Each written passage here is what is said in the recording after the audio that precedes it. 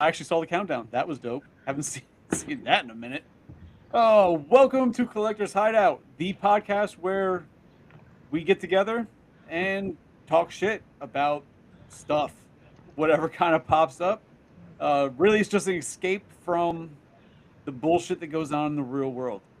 And I think we seem to enjoy it. And other people seem to enjoy it at times. So it works. I'm your host, Wheezy. And tonight we have a party going on, it looks like. We got Mr. Psycho. Welcome, sir. How you doing? I'll be all right. If this fucking computer would stop being stupid. Almost used a different word, would have got us canceled. But I didn't. So, What again? You canceled. stupid. And we've also got, directly from Haiti, we have Che, the Haitian one. I swear if I get canceled for that, he wrote it himself. I did. Leave him alone. I did that. How you doing, man? I'm having fun. How about you, Dad? I, we're just starting, so I guess we're gonna see how this goes. And those of you can see that the winds blew in some Cuban guy. How's it going, brother? It's you can't say this podcast is not diverse. So That's we true. have we have a white man, an Irish man, a Haitian, and a Cuban. So. That is, I never really thought about that, but I love it. Thank you, Jose, for pointing that out. Yes. There's something wrong with Chase screen. Chase, Chase, what do you fix your yourself, camera, fool. dude? Lordy. Now you sideways. Where's the singer Stand by. watch Che fumble with this? Like he couldn't have done this while we were getting shit ready. Like no, he waited till Anyway, he waited till we're live to have his errors. Oh man, so the idea for tonight was just a general conversation. We're going video games, right? Yep. As One a of our thumbnail favorite show, we're topics. doing video games. I used to be very big in the video game scene. I've fallen off over the past several years, but you three gentlemen, or I say two gentlemen because Che's gone.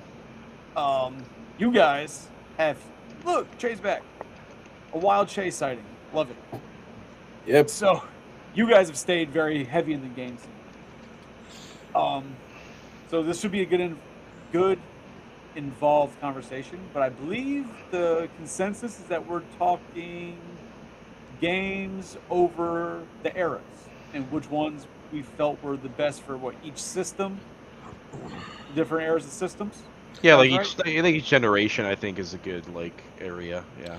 Okay, I'm in. So, are we going to Yes. Are we going to condense Atari and television like all into one era, or are we just Yeah. skipping that and going to the NES? Well, I mean, there's like a few games we can talk about, like that era from like Pong to like, the mid up to the mid '80s, up to like the release of like the NES, because that was like a big like arcade heavy scene. I mean, we weren't really like around, for that era.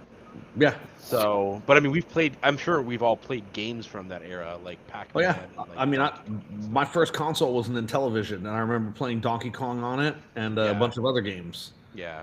So, But I think a really good place to start would be just talk about like Nintendo, because I think for most of us that was our first like real gaming experience. So Yeah, no, I'm good with that because I mean, when you talk about the old systems, the only other like for Atari would be Pong with the small paddles, right? Like yeah. you make the paddles smaller, it gets harder. Yeah. That's- so are we also going to consider the Sega Master System? Yeah, but I mean I don't have any games that like you could talk about like, so that era would be like NES, Master System, Atari 7800, but I don't think any of us are really going to talk about like the Master System of the 7800. Yeah, because I feel like from that era, it's going to be mainly Nintendo. Yeah. Yeah. Right? Agreed. And then after that, when Sega Genesis pops in, then you've got a variety of consoles starting to go on, right? Yeah. That's probably where like the discussion's gonna get a lot heavier. So, but Makes yeah, sense. whoever wants to start talking about the NES era, so of games. Go I think for I it. think I You think I guys, think I think John should start that one off since Okay. he's our Nintendo expert. well, Yeah, yeah, go for it because I'm trying to make sure everything's running smooth on our other end. So just give me a cool. second. Yeah, I mean, I started with it with an NES back in I think '87 or '88 is when I got my first one. So I was 4 or 5 years old, and I remember I loved the first Mario game. Um, my cousin would, my cousin and I would play it, and then my dad and her dad would play Mario. And my uncle, um, he somehow he found out about the infinite lives trick in Mario, and he was able to do that. And I remember as a kid thinking that was like the most impressive thing I'd ever seen anybody do, So, and I could never do it. so this is one of those things that I've always wondered, and I think I brought it up before on a different topic. But like, how the fuck did that information get passed around back in the fucking 80s? Like, they didn't have Facebook to go and be like, "Oh, look, this is the infinite lives trick." Like, people just woke up one day and like, "Hey, look, this new trick I just discovered." It'd be like magazines and word of mouth, right? Because Yeah, so like Nintendo Power did Nintendo start Power out. was a thing, and they did do some features on that, but there were also like 1-900 numbers that you could call for video games if you were stuck or you needed tips. Yeah. And so that was Back in the 80s, I feel like that was more of a 90s. Yeah. So a lot of comic books would have like those 900 numbers for video no. games. for like video games, and people They would had call 900 them, numbers on a bunch of books, but it wasn't video games. Well, I don't know which ones you were getting to. So racking up the money on your mom's credit card over there, Chris. Don't worry about that. I matured really quick. Yes, puberty came early for Little Rock. Big Rock. God damn it. All right. No, you know what's interesting though, because I think that the spirit of your topic was like the best games of the generations, and I don't know that I can actually pinpoint a best NES game. Like there were a ton of games that I loved. I could go through and list all the games that I loved. All 3 Marios, right? DuckTales was a great one for me. The Legend of Zelda, the first one, not the second one. Yeah, right? we don't talk about the second one. Yeah, anyone who says we don't talk about the one second best one. is lying, right? Yeah. It's that's just hipster talk. Yeah. But games like RC Pro Am, like Tubin, like Captain Skyhawk, like there were tons of games that were just fantastic to play. Yeah. One of the games I loved as a kid was a Disney game. I think it was called Adventures in the Magic Kingdom or something, where it was 2 players and you were a kid. And like you could go to the different rides, but the rides were actually levels, and some of them were spooky, like for the Haunted Mansion. And I don't know. Yeah, no, never played any of this shit. Yeah. You probably missed out on a lot. You played Yeah, Mario. initial system was NES for me, and I played Mario Duck Hunt until I broke the gun. Then I kept playing Mario. That was the initial one for me. I think a lot of our generation would say that first Mario game was where we got our love for gaming. A good chunk of our generation would say that first Mario game is the truth. I'm curious how you broke the gun. Were you hitting people with it? Yeah, those guns were like No, actually, like, of pretty course not. I durable. wasn't doing anything of that nature.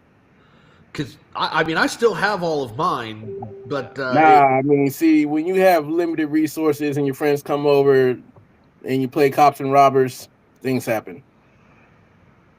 So that was your mistake right there. Man said Hey, things happen.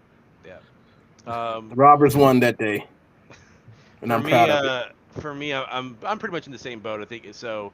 Like I got my first NES when I on my 4th birthday, like in 1990. And like everyone else, like my first, I got like my parents got me the bundle that had the Super Mario Brothers Duck Hunt game along with the light gun. So we played me and my brother played the heck out of both those games, and then we started getting some other games for it.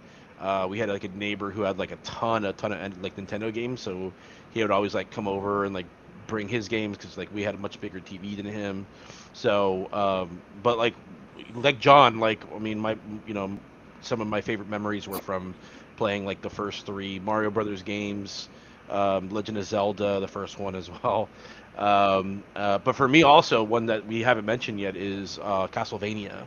So Castlevania was like a big one for me, and Ninja Gaiden was another like really really big one that I really really loved. But like the next game that we actually purchased from like for like my collection was actually Prince of Persia. So Prince of Persia, they had like a remake years and years later, but like I remember I got that game and I hated that game because it was so hard. So I don't know, John, have you played Prince of Persia? On the original Do NES, you yes, I remember have. how difficult that game was? That It was game like was it was like any game you wanted to like was always insanely hard. yeah. All right, hold on, real quick. I just want to make sure. Can anybody see the chat? I can see it, but nobody's saying anything in it. All right, so weird because I don't see anything either. But Shellhead Tony's in the chat, and he yelled Master System. I guess he approves. He also said there's a lot of games, and he said Mega Man 6 because that's Tony. Mega Man. So, Tell him he's not allowed to talk about Mega Man 6 because he's not here.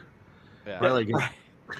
He could Yeah, I don't know go ahead why I and, can't. Why the chat's not popping up. I see nothing for you, dude. Yeah. That sucks. Yeah, no, How no many other chat people except for Mr. communicating that we can't Psycho's see? comment on this end. All right, Yeah. too bad. We'll continue on.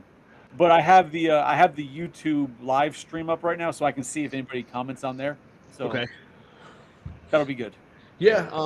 So I don't know. I was definitely a fan of the NES. I mean, I think all of us in this age were. And I mean, even games that objectively you look back are actually terrible, you probably still had a ton of fun with them when you were a kid, like WrestleMania on the NES. I liked that game. Looking back at it, I'm like, this is terrible. This game is terrible. fair. Yeah. I actually had a firefighter game on NES. It was basically Pac-Man driving through the street to get to the house, and then a real quick, hey, move the ladder to the window to rescue the people. It was, looking back, it's like, man, how did I have fun doing this? By the time I was like, touch that game, we're gonna have a problem. That Yeah. sounds like a bootleg game for some reason. Like I feel like it was legit. That era- I just got the name, but dude, my phone that era of gaming was so wild because it's like there were also like you felt like you were gambling a lot of the time because it's like you would buy a game and you wouldn't know if it was good or bad. And the issue was there was like so many like Alright. games that were like IP based. So like I loved Back to the Future, was like one of my all-time favorite movies. So you would think that a game okay. based on Back to the Future would be good. So I begged my parents to buy me Back to the Future the game because hey, like what could go wrong? Little did I you'd like know. to think that, wouldn't you? little did A lot of little people was said I about know. ET too. So Yeah. all right. Man. So I have to keep going back and forth because we're streaming to like 3 different places. Mhm. We have actually some comments in the Collector's Hideout face or YouTube as well. So we've got Victor, kid Machinate. How the fuck you pronounce that shit? Machinate. So yeah, he's in the chat too. The Victor. So he's saying 3rd gen NES 4 is probably good for us to go with. And then Shellhead Tony popped into that chat trying to make sure we see him. So Tony, I see you, baby. I'm working on it, but I see you. How do we fix the chats? It's not something we could fix during a cast. Like options get frozen. And then Victor also said Ninja Gaiden is a big deal for the time of, in the scenes with the scenes. So yeah, the three. And he said something was a lie. The Ninja Gaiden trilogy on the NES. Yeah. Yeah. No, okay. I brought up the YouTube so I can see the chat as well because I don't see him on the live stream. He's I don't know why. Like usually it all pops in the live. Like, man, pissing me off. This damn Rivers. I'll have to fucking That's message him okay. tomorrow to see what the hell's going on. I see. Yeah, but yeah, like LJN. Just, man. So many, like, and it didn't stop either. Like, I would get Back to the Future, and then I'd play that, and I'm like, what is this? Why am I being chased by bees, and why am I throwing bowling balls at things? This wasn't in the movie.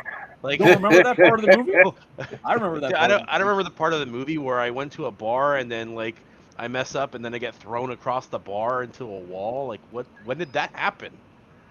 And then, Oh, and then I was just like, corrected all me on right, how to pronounce well, his name. So that's I mean, and I'm like, well, I really like Who Framed Roger Rabbit. I'm sure that's gonna be a good game. How could Yeah. you possibly mess that up? And then you play it, and then I'm like, what am I playing? What is this? Yeah, no, that's exactly how IPs went back then. Yeah, They so suck. it was always just like a gamble. But like So- so, like all of us, obviously my first system was the NES. My dad bought it for himself, so he played a lot of like Zelda. But the F-them game kids. that, like literally the game that I enjoyed the most on the NES was Mario Brothers 2. There was something about that Like- game. There was definitely something about that game. Like Mario Brothers 1, it's nostalgia, it's the first. But Mario Brothers 2, I fucking loved that game. I think it was so different than the first one. Yeah. And then when you play the third one, it's obviously each game got different. But 2 is just completely different than everything Mario. Yeah, I mean, And I don't know, I just because Love we that game. didn't get the real Mario 2 because we were stupid Americans. Sounds So about we right. didn't get the Mario 2. They took a game called Doki Doki Panic and reskinned it as Mario to release it here in the States as Mario 2. Yeah. Because they were concerned that if we had access to the actual Mario 2, which we did get later on called the Lost Levels, Lost Levels, yeah. if we had access to that, we would hate Mario because it was so difficult. Yeah. So So they thought we Makes were sense. dumb Americans, yeah. yeah, I mean, I we could mean, we could be super controversial. I mean, I know that Tony thinks that Mega Man 6 is the best, and he's wrong. But we could take it even a step further, and we could talk about how Mario Brothers 3 is inferior to Super Mario World.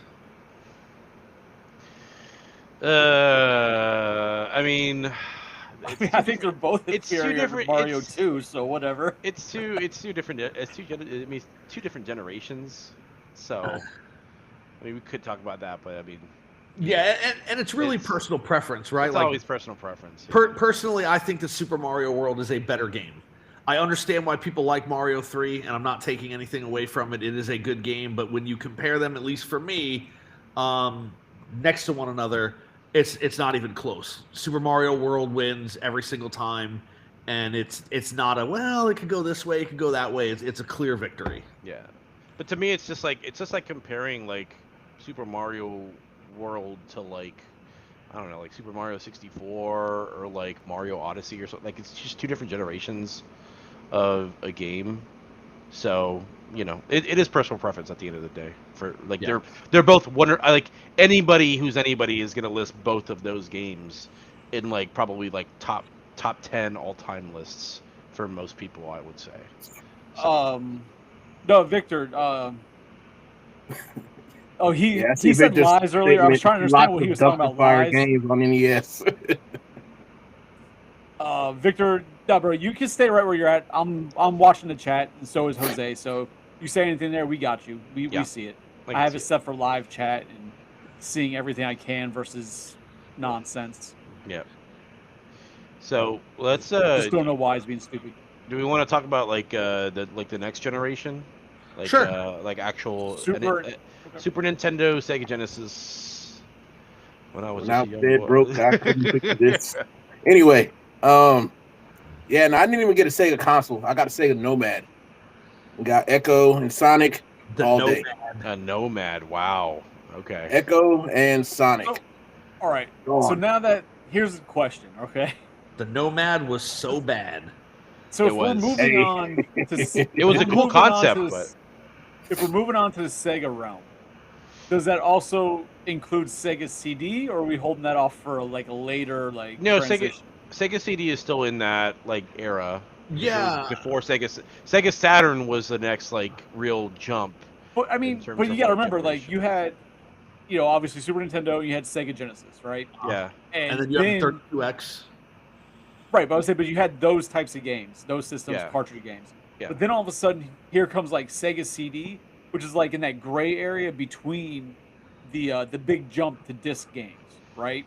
Because then you had them, and then you also had Jaguar, which was doing disc games as well. But it's It's like, still like the Sega CD was not, at least when it first came out, it wasn't um like it was more like a peripheral for the Genesis than just like the 32X. Like there were 32X games that well, could only be played on 32X, but I don't consider those separate. well, see, I guess because I'm looking Uh, at it because 32X is still cartridge, so I would count those the same. It's all cartridge-based games, where Sega sure, CD bumps into CDs. Like I wouldn't put Jaguar because it was at the same time against Sega Genesis. sure, but it's still like the quality of games. There was like the quality of games. The jump from Sega Genesis to Sega CD wasn't really like that big. Have you Um, ever played Sega CD games? I have, They're yeah. like They're mini, yeah. A like lot. A mini lot of them are movies. full motion. Yeah, a lot of them are Yeah, full they're motion full videos. motion video mostly. They're not actual Yeah. like, and it's also tricky because back then they didn't corral things together in generations. They corralled it on bits, right? So Mhm. that generation was 8 bits. Any console that had 8 bits was part of that generation. And then the Sega Genesis, Super Nintendo generation was 16 bits. So you had cartridges, but then when you had the Turbo Graphics, you had cards, right? They weren't cartridges, they were cards. Yeah. And you stuck Yeah, them in but there, but it was also 16-bit, right? And then you had the Atari Jaguar when that came out. It was allegedly they built it as 64 bits, but it was It not. was not. And then the Sega added the Sega CD, but people Right. complained about it because really it was just full motion video, and then the limited amount of gameplay that was available in each game looked more like an up-resed Sega Genesis game. Yeah, So like then if you look at like Sonic CD versus like Sonic 3, it's like the differences are incredibly minor. Like the only thing is just how smooth the gameplay is, but in terms of like graphics quality, they were pretty much the same. I don't know, man. The big reason to play it to get a Sega CD was really just for like the full motion video games. So, I don't know, man. But Like like a lot Sewer of people Shark was dope. no, I mean I get that, but also like during this time, like PC was also on the rise, so a yeah, lot of these like full motion games you can also play on like CD-ROM. and they played better. So yeah, and they played And better. then because the Sega CD struggled, Sega was like, "Oh shit, we're gonna release the 32X." And the 32X came out, and they're like, "Forget about the CDs. These cartridges now are double the power." And even then, there was more happening on the screen, but the graphics were not that much different than they were on the regular Genesis, Yeah. right? And then you had Nintendo's PlayStation, which eventually became Sony's PlayStation, and then Nintendo was going to partner with Philips CDI, and then they decided to hold off on that, and All Philips right. CDI was going to help them So make. we're getting off topic then. All right, so let's continue with the games then. Okay, We'll count them all part of the same thing. I don't think it Okay. is. That's fine. You guys. So for me, I mean, so my first console of that era was the Sega Genesis. I wasn't able to get a Super Nintendo until almost to the end of that generation, honestly. Um, so for me, a lot of like my fondest memories were on the Sega Genesis.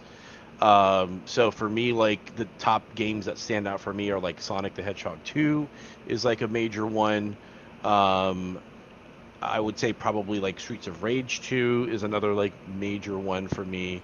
Uh, a lot of the treasure games like Gunstar Heroes, Dynamite Headdy, like those were amazing games, which like really ran super well on the Sega Genesis.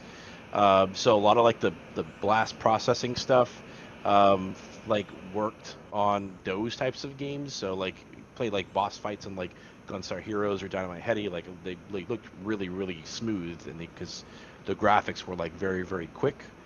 So yeah, so for me, like those were like a lot of major ones, and then Mortal Kombat 2. Like once Mortal Kombat and Mortal Kombat 2 came out on console, like those were like my big go-tos. Um, on the Super Nintendo side of things, I didn't get a Super Nintendo until about um, probably around like when Donkey Kong Country came out. I think that was the first Super Nintendo game we got. So In 95. Yeah, Right. 95. The year before, like Right- a year and right a half before the N64 right launch. before the N64 launch. Yeah. So like for me, if I had to go just based on the games I was playing, um, for Super Nintendo, I if I did one for Super Nintendo, one for Sega, because I had both systems. Super Nintendo would probably be the game I played the most and had the most fun with. It'd probably be Clay Fighters. I remember Clay Fighters. Oh my god. Hey, then, hey, Clay Fighters. I got the random ones, man, because I enjoyed the Mario games, but it just wasn't it. Donkey Kong was great. I can't knock Donkey Kong. Donkey Kong was great, but I had so much fun with Clay Fighters. But even then, like the Ninja Turtles Tournament Fighters, like fucking loved the game. I wanted to like that game so much. I could never get into it, and I tried it because I didn't have a Super Nintendo until they released the Donkey Kong bundle. That's when I got a Super Nintendo. But my cousin had the Super Nintendo, the Sega Genesis, like so. I was playing everything all the time. God, I could not get into that game, like not on the Sega or on the Super Nintendo. It was just it always ran like shit, and it was worse the first time I played the Tournament Fighters game on the NES. It was just absolutely terrible. No, that game, and like I said, Clay Fighters was fucking amazing. But then on Sega, the main game I played on Sega Genesis that I fucking loved was Zombies Ate My Neighbors. Yeah, great name. I never played it on Sega, but I had it on Super Nintendo. That's hilarious. and then what was the other one you were talking about, Chris? The Haunting or whatever, right? Is that it? Oh, the Haunting. This game's great too, but I mean, it gets really frustrating. But yeah, the Haunting. But yeah, Zombies Ate My Neighbors was like the main game I played on Sega. Because like you'd think it'd be like Alien 3. That game sucked. Yeah, no, that's. Really, I missed the part where I forgot to mention how the Predator game for the NES was fucking horrible. But yeah, no, that was the main games I played on those systems. Like we rented a lot of games, but none of them I can even remember really standing out. Like Ninja Gaiden, like I played those, but they didn't stand out to me, even in memory. It's like, oh, that's the game. Like, yeah. Sega. But then Sega at the had a same lot of time, games. because I had the Sega CD, Sonic Spinball was fucking amazing. Yeah, that was a good game. Sonic Spinball was really good. I love Sonic Spinball. Yeah. And the game was horrible, but another game I did play a lot because I had the Sega CD. They had a crisscross game. Crisscross game? Which one is that? No, it's Crisscross, like the rap group Crisscross. Yeah. Oh yeah. So there was a game for that, and you played like a producer of their music videos, and you had to like listen to like phone calls of people calling in what they like, and you had to, like make the music video to be what they liked. But I fucking played that game like crazy. Looking back now, it's fucking my video. Stupid. Yeah, it's fucking stupid, but I played it like insane amount of times. Could never make a good video though. It just wasn't my thing. I couldn't produce a good video. Victor mentioned the Adventures of Batman and Robin on Genesis, Streets of Rage 2, and Sonic 3 and Knuckles. Yeah, I can't disagree with Sonic and Knuckles. Yeah, Sonic and Knuckles for sure. I didn't have access for me, to that. Played with my cousin on his, but good times. Yeah, like for me, I still hold Sonic 2 just a little bit higher than Sonic 3 and Knuckles. I love Sonic 3 and Knuckles, but I don't know, something about Sonic 2, just the level design and the music and everything was just phenomenal for Sonic 2. It just like kind of perfected the Sonic games for me.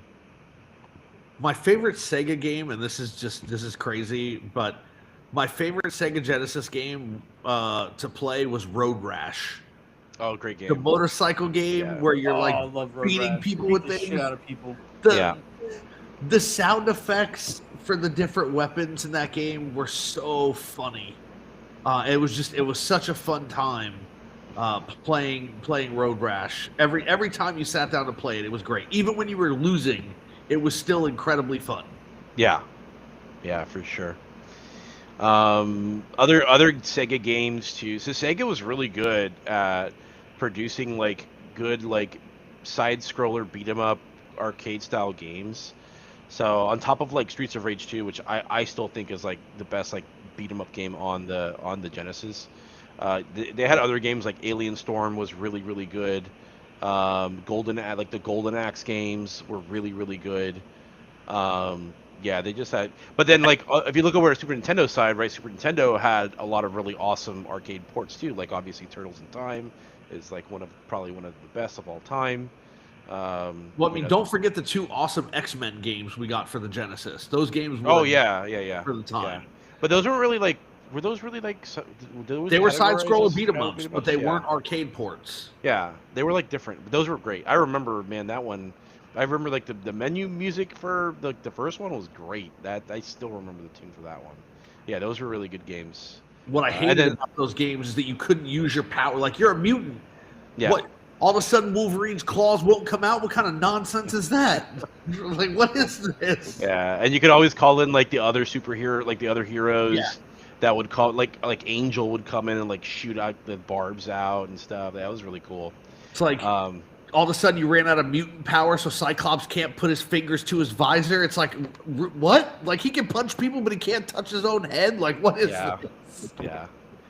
And then on the like Marvel had like they had like a few too, like besides like the X-Men games obviously, but they had like other Marvel IPs like Maximum Carnage was like a big one.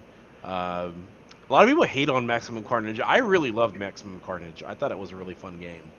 So, like, you look at it, like, now, and, like, a lot of people... I didn't realize there was a lot of hate for that game. And I could see why, but I really liked that game a lot. I thought it was a lot of fun when I played it. And that was really cool, because it came in, like, a red cartridge. Yeah. So, and, like, playing that game, like, Carnage became, like, one of my favorite, like, Marvel villains. So... Yeah. Victor said Batman Forever.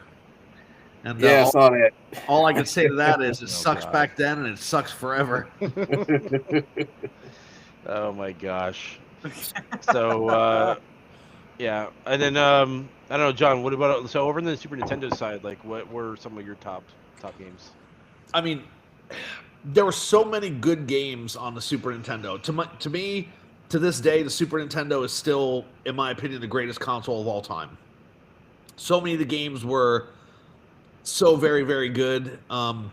Super Mario World, right? Turtles in Time, Super Metroid, Donkey Kong Country, Donkey Kong Country 2. I've heard Donkey Kong Country 3 was also just as good, but I never really played it.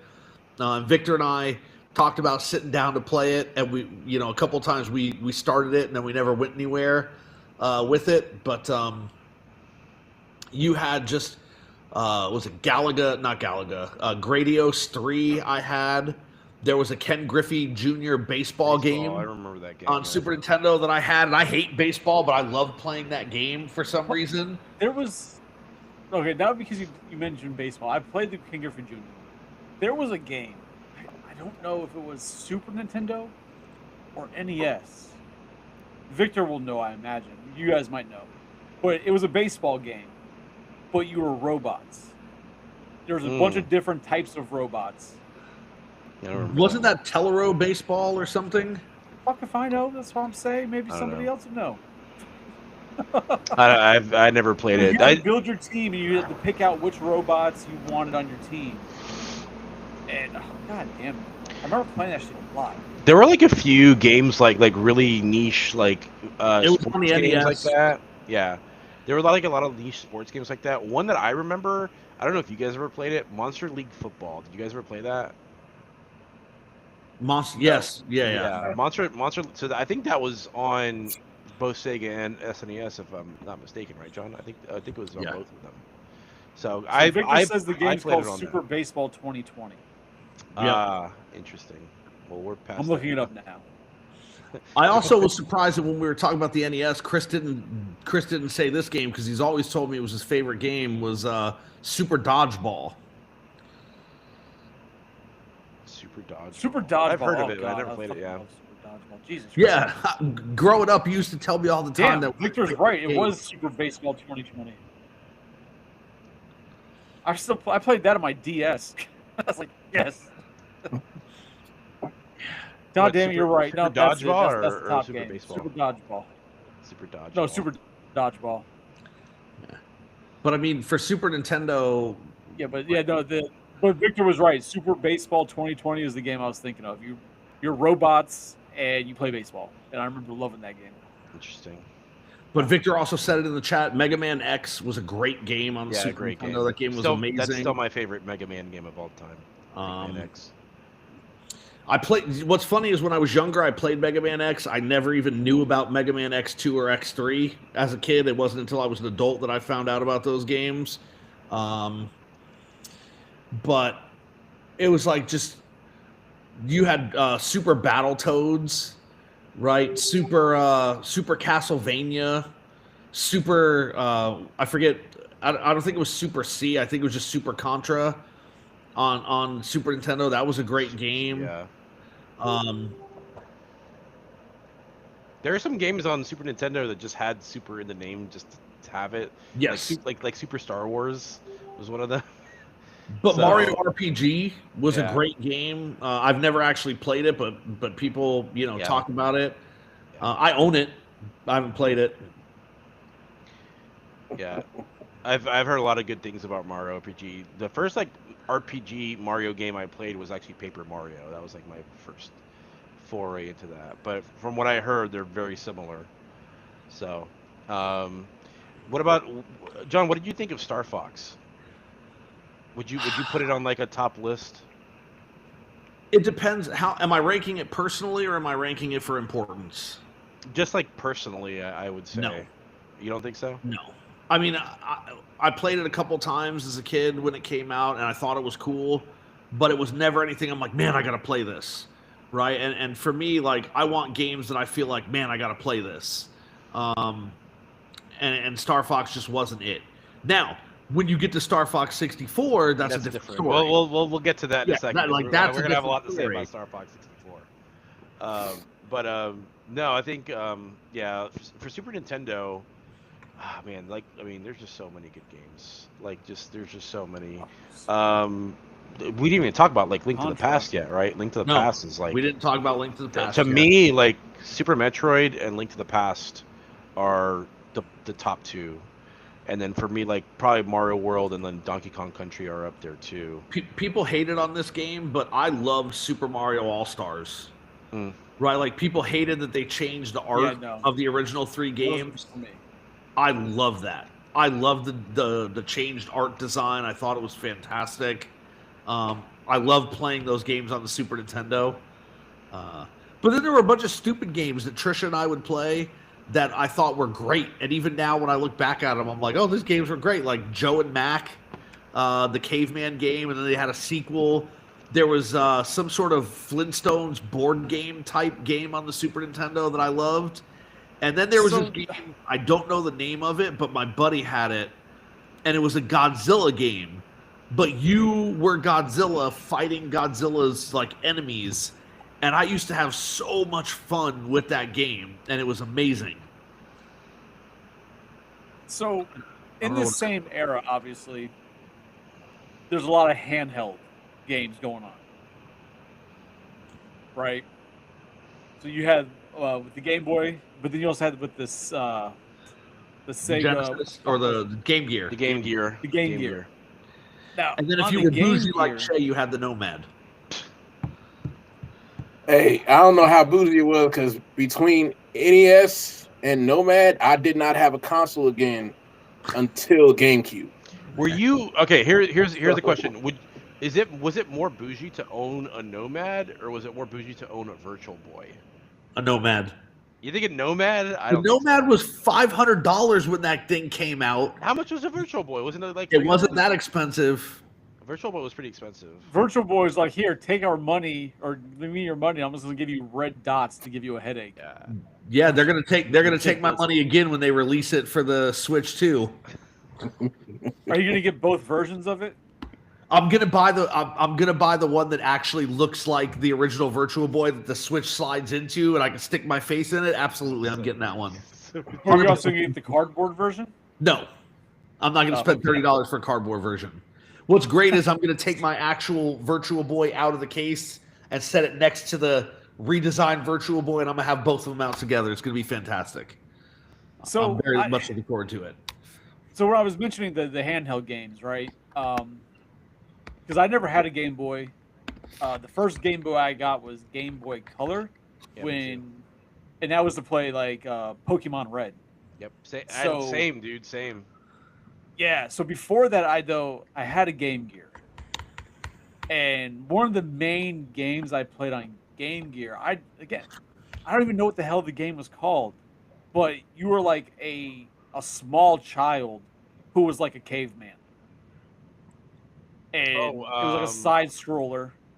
Bonk. Fuck if Maybe. I know. I just said I don't remember the Bonk's name. Adventure. Yeah. Victor would definitely know that. No, I don't know if Bonk's Adventure was on Game Gear. I mean, Oh, it was on definitely Game a Game Gear? Gear game. Because I had that, and then I had some baseball game. I think it was MLB something. Plus a few other Game Gear games, but that was the main one. I remember you were a caveman, like a small little caveman. You fucking beat people with your club and shit. Do you like throw axes and stuff? Bro, I don't remember. That would have been Great. Adventure Island. I'm looking up. No, there's a game called Wonder Boy, which is like a caveman game, but that's what's coming up. I'll have to look it up. Yeah. So the Sega Nomad was $180 when it released in October of 1995, and That's not let's that bad. see. The Virtual Boy was more expensive, I'm pretty sure. The Virtual Boy was $180 when it released in 95 too, I think. Right? it also released in 95. I'm just looking for the month. But both of them were the exact same price. Oh, shit, All right. God damn it. Chris, See, Victor said that trying sounds to like find Bonk's this shit. Adventure. Chuck Rock. That's Yeah. why I'm looking. I'm looking to see if I can see like an image and be like, oh yeah, that's it. But just typing in caveman or Game Gear caveman game brought up a fucking piece of nostalgia from NES. It was caveman games. I completely forgot about that fucking game.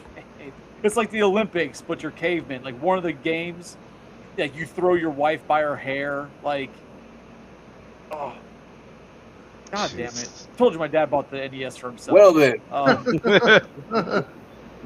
So Yeah. I'm trying to look now. If Victor's saying it's Bonk, it's most likely Bonk. Except Definitely Bonk wasn't Joe Mac. was not available on the Game Gear. You don't think so? No, I mean I looked it up. I don't think it was. it Yeah. was not. Bonk's Adventure was there's released also on Chuck Game Rock. Boy. Yeah. I mean. Yeah, that doesn't look. Yeah, that does not look familiar at all. Yeah. I'll I do don't some research. I'll look it up. I think growing up, I don't even think I knew anybody that owned a Game Gear. Like I had a Game Gear. Most of my friends had like a Game Boy, and like I said, I didn't get a Game Boy until I got a Game Boy Color at around the same time, probably as Chris, specifically for Pokemon. So that was like the number one reason why I got it. So, which is another like we're talking about like generation like Pokemon Red and Blue and Yellow, like those games were just in my opinion like ahead of their time. Like they were just fantastic RPGs. Go ahead. God No, damn, I was now gonna you're say they just like changed fucking- everything. So not My grandmother took me to seeing the service. different games that are popping up when I'm looking up shit. Oh. My grandmother took me to Service Merchandise and bought me my first Game Boy, bundled with Link's Awakening. And I remember, like, I don't know if you guys remember shopping as service merchandise, but you'd order things, and then once you paid for it at the counter, it would come from the top of the store, like where the warehouse was, and it would like come down this conveyor belt, like come around and then slide through and then land at whatever checkout you were at. And I remember just like after she bought it, like waiting for the thing to come down and just having that console in my hand, the Game Boy, because we were going on a trip and I was going to be in the car for a long while, and my grandmother decided to buy me that. I still have that Game Boy, the old Nintendo brick. God, it's gonna drive me fucking crazy. Jay, what about you, man? We haven't heard anything from you. What were some of your top games during that era? Nah, I after the Nomad, I played the Nomad was Echo, Sonic, and I believe it was one of the first FIFA games or something of that nature. It was a World Cup soccer game. But yeah, after the Nomad, I did not own a console till GameCube. Everything was played with my cousins or at a Psycho's house. Till we all chipped in and bought him a GameCube. Which is much appreciated. It's still sitting right there. Wasn't it, didn't we get you the GameCube and whatever year of Madden it was that had Michael Vick on the cover? Yeah, 2003 from Madden 2004. Yeah, okay. Yep. Good times. Was it Che's GameCube that we played Day of Reckoning on? No, that was my GameCube. Oh, okay, all right. We'll probably get to that in a little bit. The fateful moment. It was all. Did somebody just go on special? Great time. Oh man. All right. So the next generation, that would be N64, PlayStation, like that generation. Yeah. Okay. Did any of you guys own a PlayStation? I actually never owned a PlayStation. I did not. Mark had a PlayStation, so I played games through that. Yeah. Like I had a neighbor who had a PlayStation, but he had like a very limited number of games. Melissa had a PlayStation. Good. Yeah, funny enough, the first PlayStation game I ever played was actually like Twisted Metal. So, and because he had it, and he was like, "Hey, you want to come over and play this like awesome game?" I was just like, "Okay, what's it like?" And he was like, he was comparing it to Mario Kart, which we had Mario Kart on the N64, and I was just like, "Okay." So we go over and play, and I was just like, "Oh, what the hell? This game's crazy." So, but Twisted Metal. So that was my first PlayStation game, and then he also had another game. I had a PlayStation. Oh no! See, we all knew someone who had a PlayStation. So. Me. So the other. So Jen had a PlayStation? Yes, she did. Apparently, yeah. That's funny that John, you didn't have a PlayStation. I didn't have a PlayStation, but both of our wives had PlayStations. Yeah, that is actually really funny. That is really funny. Yeah. I'm sure if Victor was in here, he would tell us all about Crash Team Racing, and how fantastic that was. Because Victor and I would talk, and he definitely had a PlayStation, and he talked about Crash Bandicoot and Spyro, and Crash Team Racing was a big one for Victor that he enjoyed. So how did all of us own an N64? Or I did. Well, Che didn't. Che didn't until GameCube. Chris, did you have an N64? Yeah. Okay. So I didn't own the 64, but between my cousins and Mr. Psycho, 64 was amazing. Yeah. No Mercy, Star Fox 64, GoldenEye was Mario Kart, man. Yeah. Diddy Kong Racing. Diddy Kong Racing is one of my all-time favorite games. So much fun. Yeah. Snowboard Kids. I love Snowboard Kids. Or 1080 snowboarding. I love 1080 snowboarding as well. Yeah, so Oh, sorry, 1080 sorry, is fucking awesome. sorry for any PlayStation lovers. This generation has now become like an N64 only podcast. Hey, you know what? All you gotta say Victor, I'm is sorry. Victor said Castlevania, Final Fantasy, and Metal Yeah. Gear Solid for So PS. I got to play Symphony of the Night but much later on when it was ported. So that's a great game. Same thing with Metal Gear Solid 2. Like I didn't get to play that until much later on. But a phenomenal game. But N64, I mean, for me, best game ever on N64 was Banjo-Kazooie. Banjo-Kazooie to me is like the pinnacle of like what every 3D platform game should be. Should be like made in the image of like Banjo-Kazooie. Banjo-Kazooie like took what Super Mario 64 did and essentially like perfected that genre of platform. Ocarina of Time. Yeah. Ocarina of Time. One of the even to this day, there are still people that say Ocarina of Time is the best game ever made. You can't have a conversation about the N64 without talking specifically about Ocarina of Time. But yeah, I mean, we already mentioned a bunch of the good ones. Diddy Kong Racing was amazing. GoldenEye was amazing. 1080 was amazing. WWF No Mercy. Like if you were a wrestling fan and you loved wrestling games, to this day, you still could consider No Mercy the greatest wrestling game ever made. Dude, all those. I mean, even if you go back further, like WrestleMania, WCW, WCW NWO Revenge, like World Tour, like those were all amazing games, and still to this day, like some of the best. Oh like, man, games. Blitz. NFL Blitz. NFL Blitz. So I had that on my list. I was like, we got to talk about NFL Blitz. Oh like, man, NFL Blitz is to me still to this day is the most fun like arcade football game ever made. Like it is just so. I can't even dispute that. Yeah. Blitz. Oh man, Blitz is special. Blitz is special. Chapnick would be played it in Chapnick's house. Chapnick would be like, "You guys working in there? Absolutely." You hear NFL Blitz 99. What is that? We're practicing not getting distracted by the crowd. Oh man, good times. Oh, man. Yeah, dude, Blitz was fun times. And there were like three different releases of Blitz on the N64, if I remember correctly. Oh, man. Yeah.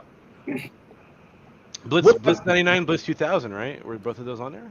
Yeah, but you also had like Cruisin' USA and Cruisin' the World. Those games were great. Great games. So, Spectre Gundam's saying that he never had a system. He had a ball and a cup. I feel like he's lying. I feel like his favorite game would be Karate Kid for some reason. Ball in the cup. Ball in the cup. I need a ball in the cup. That's. They had the string attached to a ball in the cup. Yep, that's all. That's where he's going. About time you got here, Spectre. I mean, I'm going to call BS on that because everybody knows if you had a ball in a cup, that string only lasted like 5 minutes. Yeah, you pulled. I mean, if you weren't good at catching the ball in the cup, you just started fucking flailing it like a madman. Yeah, absolutely. No, which I even if you were good at it, that string was dead. That string was done. Cause I see you looking at that ball and be like, "Goddamn ball, go in the fucking cup," and then it goes flying across the room. So for Victor N64, said Mario Kart 64 was the most fun he had on the 64. I can't dispute that. Mario Kart 64 is great, special. but there is no better there is no better kart game on the N64 than Diddy Kong Racing. Diddy Kong Racing was the best. Yeah, I mean, and I can't believe none of us said Smash Brothers on the N64. Yeah, like or Star. We haven't even talked about Star Fox either. Star Fox is another one. So Star Fox 64. Well, there's also GoldenEye. Wait. We're missing one of the most important games. Duke Nukem 64. Nukem 64 was greatest game ever. I had the Duke Nukem game on the 64 that was like he had like a Wild West style outfit on the cover. Really? Which one was that one? Oh, that was like later, I think. It was a time game, I believe. It was like Duke Nukem on the N64. But you also didn't mention Conker's Bad Fur Day. Yeah, that's another really good one. Yeah, Conker's Bad I never Fur played Day. that one. Yeah. But so the Duke Nukem, right? I never played it on N64. What So was what your others? what It was your must have been experience? Sega, right? No, it wasn't on Sega. It was on PC. Yeah, Like it was a Duke, PC Duke, game, Duke, Duke Nukem 3D originally was a PC game. and then they Okay, ported so it to the so then 64. that's where I Correct. played it. So Yeah, it had to have been I had PC a if that was. different Duke Nukem experience than you, who played it on the N64. Yeah, because N64 was censored for Yes, it a lot of was. different things. Oh So yeah, if you played the biggest difference was the N64 didn't have sprites. So a lot of like the monsters and stuff were actually like 3D models. So like for example, like the end game, the end boss, right, the Cyclops, at the end of the game on the N64 was never an got to it. actual like 3D model, whereas on the PC version it was 2D. So Right. a lot of the other and the N64 also had like a ton of like different weapons, like I had a grenade launcher that the PC version didn't have. PC version was still superior by far, for sure. The game that I Yeah. had on N64 of Duke Nukem was called Duke Nukem 0 Hour. Oh yeah, I remember that game. It's Yeah. like I remember, I was playing Duke Nukem on the computer much sooner than I probably should have been. I think we all have that experience. But I remember, like, we used to go to it is just what I'm about to tell you is even wild for what I'm about to say. That I used to go to like a summer camp. My dad and stepmother used to send my stepsister and I to a summer camp. It was like a Christian or Catholic summer camp, um, which is really weird because I am not religious at all. But they sent us there. But they had like computer time or like days we got to go play a computer, and I was playing Duke Nukem at home. Right. So we sit down and play these games. And I see kids were playing a game, and I thought it was like Duke Nukem, but it wasn't. It was Wolfenstein. Oh, okay. Like the original Wolfenstein, like Wolfenstein Yeah, 3D. probably. Wow, that's like that Yeah. predates Doom. So it's like, yeah. Well, Wolfenstein is very like Nazi filled. Yes. Oh yeah, you're killing Nazis in it. That's the whole point. Right. So I'm in a Christian like summer camp. Oh, okay. And Killing Nazis. they see you playing a game that has like Nazi paraphernalia. You're Like, killing. no, but like all the kids that are playing, they're all playing this fucking game. I thought it was like Duke Nukem because I had been playing Duke Nukem and it's very like similar type of graphics and Yes. similar gameplay. Yeah. So I'm sitting there, I'm like, oh, this Duke Nukem. And I look and I'm like, I've never seen this level. And then somebody's like, no, this is Wolfenstein. And I didn't in that time, I wasn't really familiar as a kid, obviously, what like a swastika was. Right? So I didn't understand what the game was. I thought it was like a Frankenstein type game. Yeah. So I'm like, oh, this sounds cool. And then I got home and I started like looking it up and seeing what it was. I was like, holy shit. Why am I playing this? Like, why are all the kids playing this at like Christian camp? This is weird.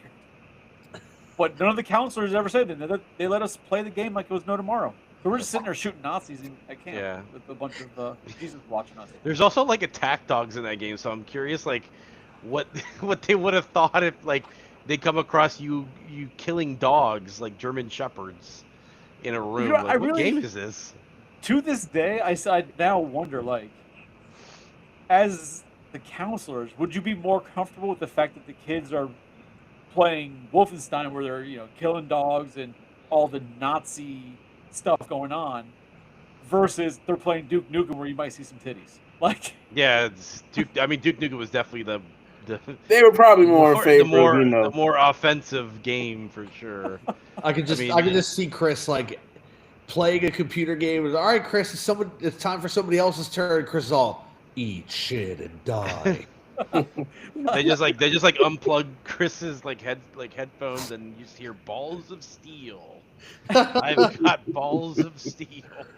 Hey, Chris, that was really good. Hail to the king, baby. Oh man. oh, bro, fucking love Duke Nukem. Nobody steals our chicks and lives. This is such a great game, man. Duke Nukem is like one of the Spectre best. says, "We didn't find Christ, just more Nazis." Oh man. Well, But Remember when we were all playing Duke Nukem together? It was either the 360 or the Xbox One when they released it with multiplayer. There were like 8 of us, like running through the levels together. You know, Yeah. that was Xbox 360 when they released it, the version there, because I was playing with you guys. Yeah, I'm pretty sure. Yeah, it was like Xbox 360. But like around that time too is like when, for at least for me, like PC gaming was also starting to become a thing for me. So since we're kind of on the topic of Duke Nukem, like I started like I got to play Duke Nukem on the PC like later on, but like during that time, I started really getting into like a lot of like strategy games, but also like a lot of like the click and like the click and point games or point and click games. So Right. um, for me, like I have like a lot of fond memories playing like Command and Conquer, Red Alert, StarCraft. Uh, that was around that time like Diablo came out, so that was another like amazing game. The Monkey Island game came out, Legend of Monkey Island, which is like amazing point and click game. Um, so yeah, so it's like PC gaming was also starting to like become like a big deal for me. So yeah. So, no, I agree with that. Yeah, because there was a definitely a time where when the PC games started getting heavy, because my dad, same thing, like he got a souped up PC and he was playing a lot of PC games that I was then getting into, and goddamn, like my memory is horrible. Like I can't even remember the games we were playing. I remember the first time I ever went to your dad's house with you. They were playing EverQuest, I believe. So yeah, EverQuest is I wasn't gonna bring that up yet but EverQuest was fucking awesome. There was a game before that though that he played a lot that I played like crazy as well. It was, god damn it, Victor, it huh? Was it Myst? No, it was a dragon. It was like it was a dragon game. I think it was called Draken, to be honest, where you play like a girl who rides a dragon and you kill people. What kind of was it? Like a first-person game, or was it like a point and click or strategy, or what was it? No, it was like a third-person view. Oh, okay. But it was like follow right behind, and you fly the dragon around, and you kill and fight stuff. I think it was called Draken. But then after that came EverQuest, and I got deep into EverQuest. EverQuest was so fun. Yeah, it was like the first MMO, right? Or like one of the first like MMOs, I should say. Yeah, it was definitely one of the first ones, and I think my dad. I feel like he still plays in that. Like they still have the servers up for that fucking game. Yeah, there is. Like I have friends that still play like EverQuest 2, because the servers were up for that. That game's been around for like over 20 years. So. Because that was definitely at that time where I was playing a lot of those games. And I kind of got away from the consoles. I was doing more of the PC games like that.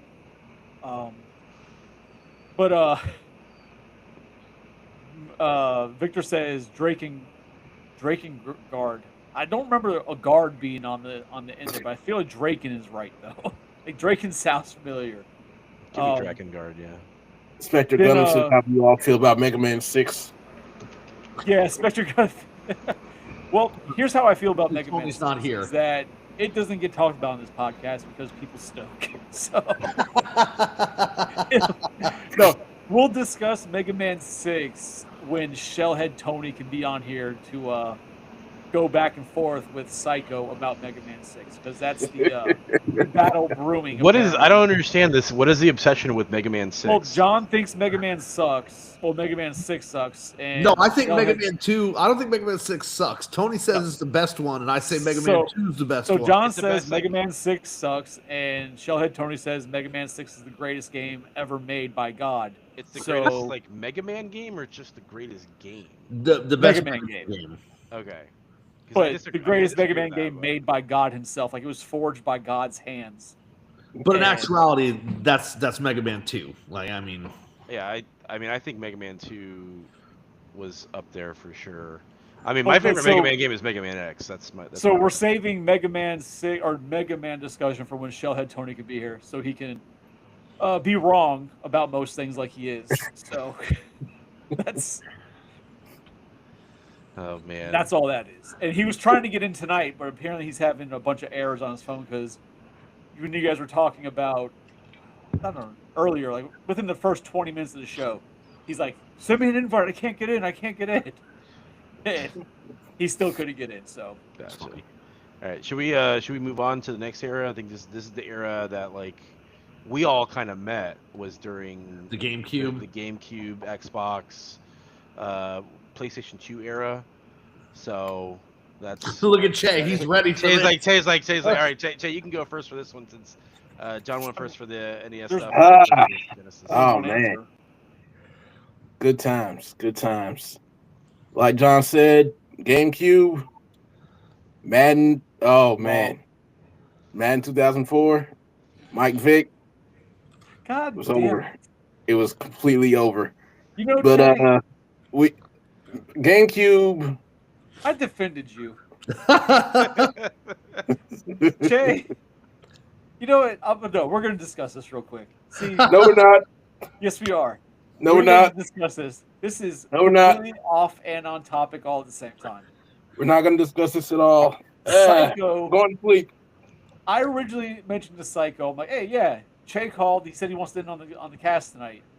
And Psycho's like, I mean, if he wants to be in, great, but I don't know what he's really gonna say about video games other than, oh, Madden is the greatest game ever. I'm like, man, give Che some credit, because the other night when we did wrestling, he said some things. I was like, holy crap, I see a different version of Che. Like, Che didn't beat Che. Che went off and actually had like real opinions and passion about something I had no idea he had passion about. I'm like, give Che a chance. He might surprise us tonight on video games. Here we go. Che's like, Madden, baby. God damn it. Okay, here's the thing. On GameCube, Madden was untouchable for me. But if we want to just tangent off, listing my top games of all time, Madden Is is number 3. Wow. So, Che, you sit here and say things like Madden is the greatest the game thing. on game. Here's But the thing, have you ever If played I like, could, if they would release, damn it, You? if they released KOTOR, you lose. or Knights of the Old Republic, updated on Xbox, every time you got an Xbox, you'd see me playing that game. So I play Madden and NCAA every once in a while. all right. I So would the play question- Star Wars: The Old Republic all the time. That game was amazing. And my second favorite game of all time is actually NCAA. Okay. So the questions I have is this, Che. Yo, You sit here and about Madden You being read your the greatest Bible game and you on say your game. prayers. Have you never played Tony Hawk? Because the Tony Hawk games are fucking amazing. I have not played Tony Hawk. I've heard about them. I give them their respect as far as everybody loving them, but skating's not my thing. Wow, that's not surprising. So then, the other question, I don't know the game's name, and you may have already said it because you did mention something in that franchise. Go on record, whatever. I feel the franchise itself is super overrated and trash, but there was a game on GameCube that was Star Wars that I played, and I fucking loved it. Rogue Squadron. I don't fucking know. If I Was it a if I flying- knew, was I'd it a- say Was it a flying game? there was some flying, but then there wasn't. There's other times where you're a bounty hunter or some shit flying around in a jetpack. Oh, so Battlefront? Star Wars Bounty Hunter. Oh, Bounty Hunter. I don't agree. No, It doesn't sound familiar. Bounty hunter does not sound familiar in the name. Was it Battlefront? Possibly. tangent. that wasn't on GameCube. There are two Battlefield. NFL Hall of Famers that do a show, and when one guy's team loses, they tell the other guy, "You this weekend cannot say foot or ball." Mr. Wheezy, you What? cannot say Star or Wars. Leave it alone. But I'm giving it. Leave, the leave it flower. alone.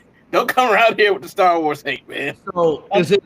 It says Star Wars Bounty Hunter is a third-person action-adventure game where you play as Jango Fett before Attack of the Clones, using his twin blasters, flamethrowers, wrist-mounted missiles, and jetpack to capture bounties across 6 worlds.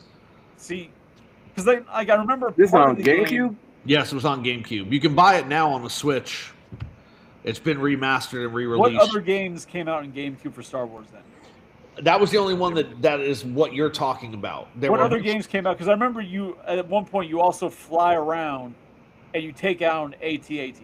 There's Rogue Squadron. Rogue Squadron is the one I'm. And then there's Rogue Squadron 3, and you have that one had ship missions and also on foot missions. It's like I can remember in sections there's like you're like in I don't fucking know the area. Then like there was Grand Canyon type thing. You're like fucking flying from like one platform to another, trying to kill people.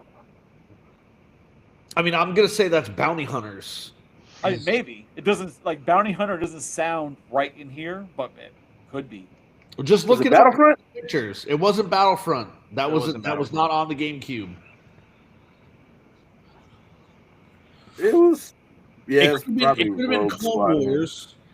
It could have been Clone Wars, but see, if it was Rogue Squadron, you weren't flying as a person. No, it wasn't Bounty Hunters. Okay.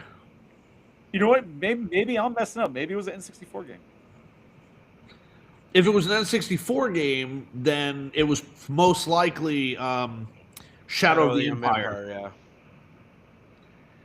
Because that does sound like things you could do in Shadow of the Empire. Shadow of the Empire did have like canyon area, like the start of the game, I think. Yeah, but looking at the picture, I just looked that up, and that's not it. All right.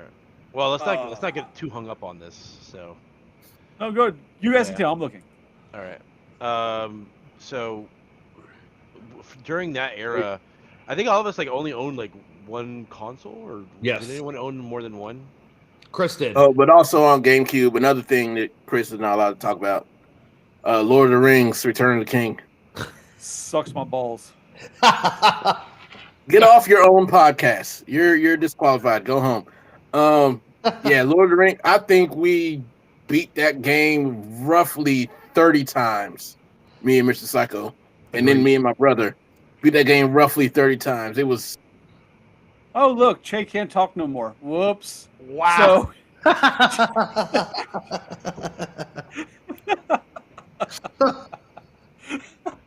I see what we're doing. I'm sorry. Did you lose your voice for a second there? My see what we're doing here. He's just wielding his authoritarian power on the podcast right now. Oh goodness. He's the authority. Yeah. I got jokes, but they're not meant for the podcast. Yeah. So yeah, for me, like I think I'm probably the sole like Xbox owner. Yeah. Like, Chris had a PS2 and a GameCube. Yeah, Chris had both.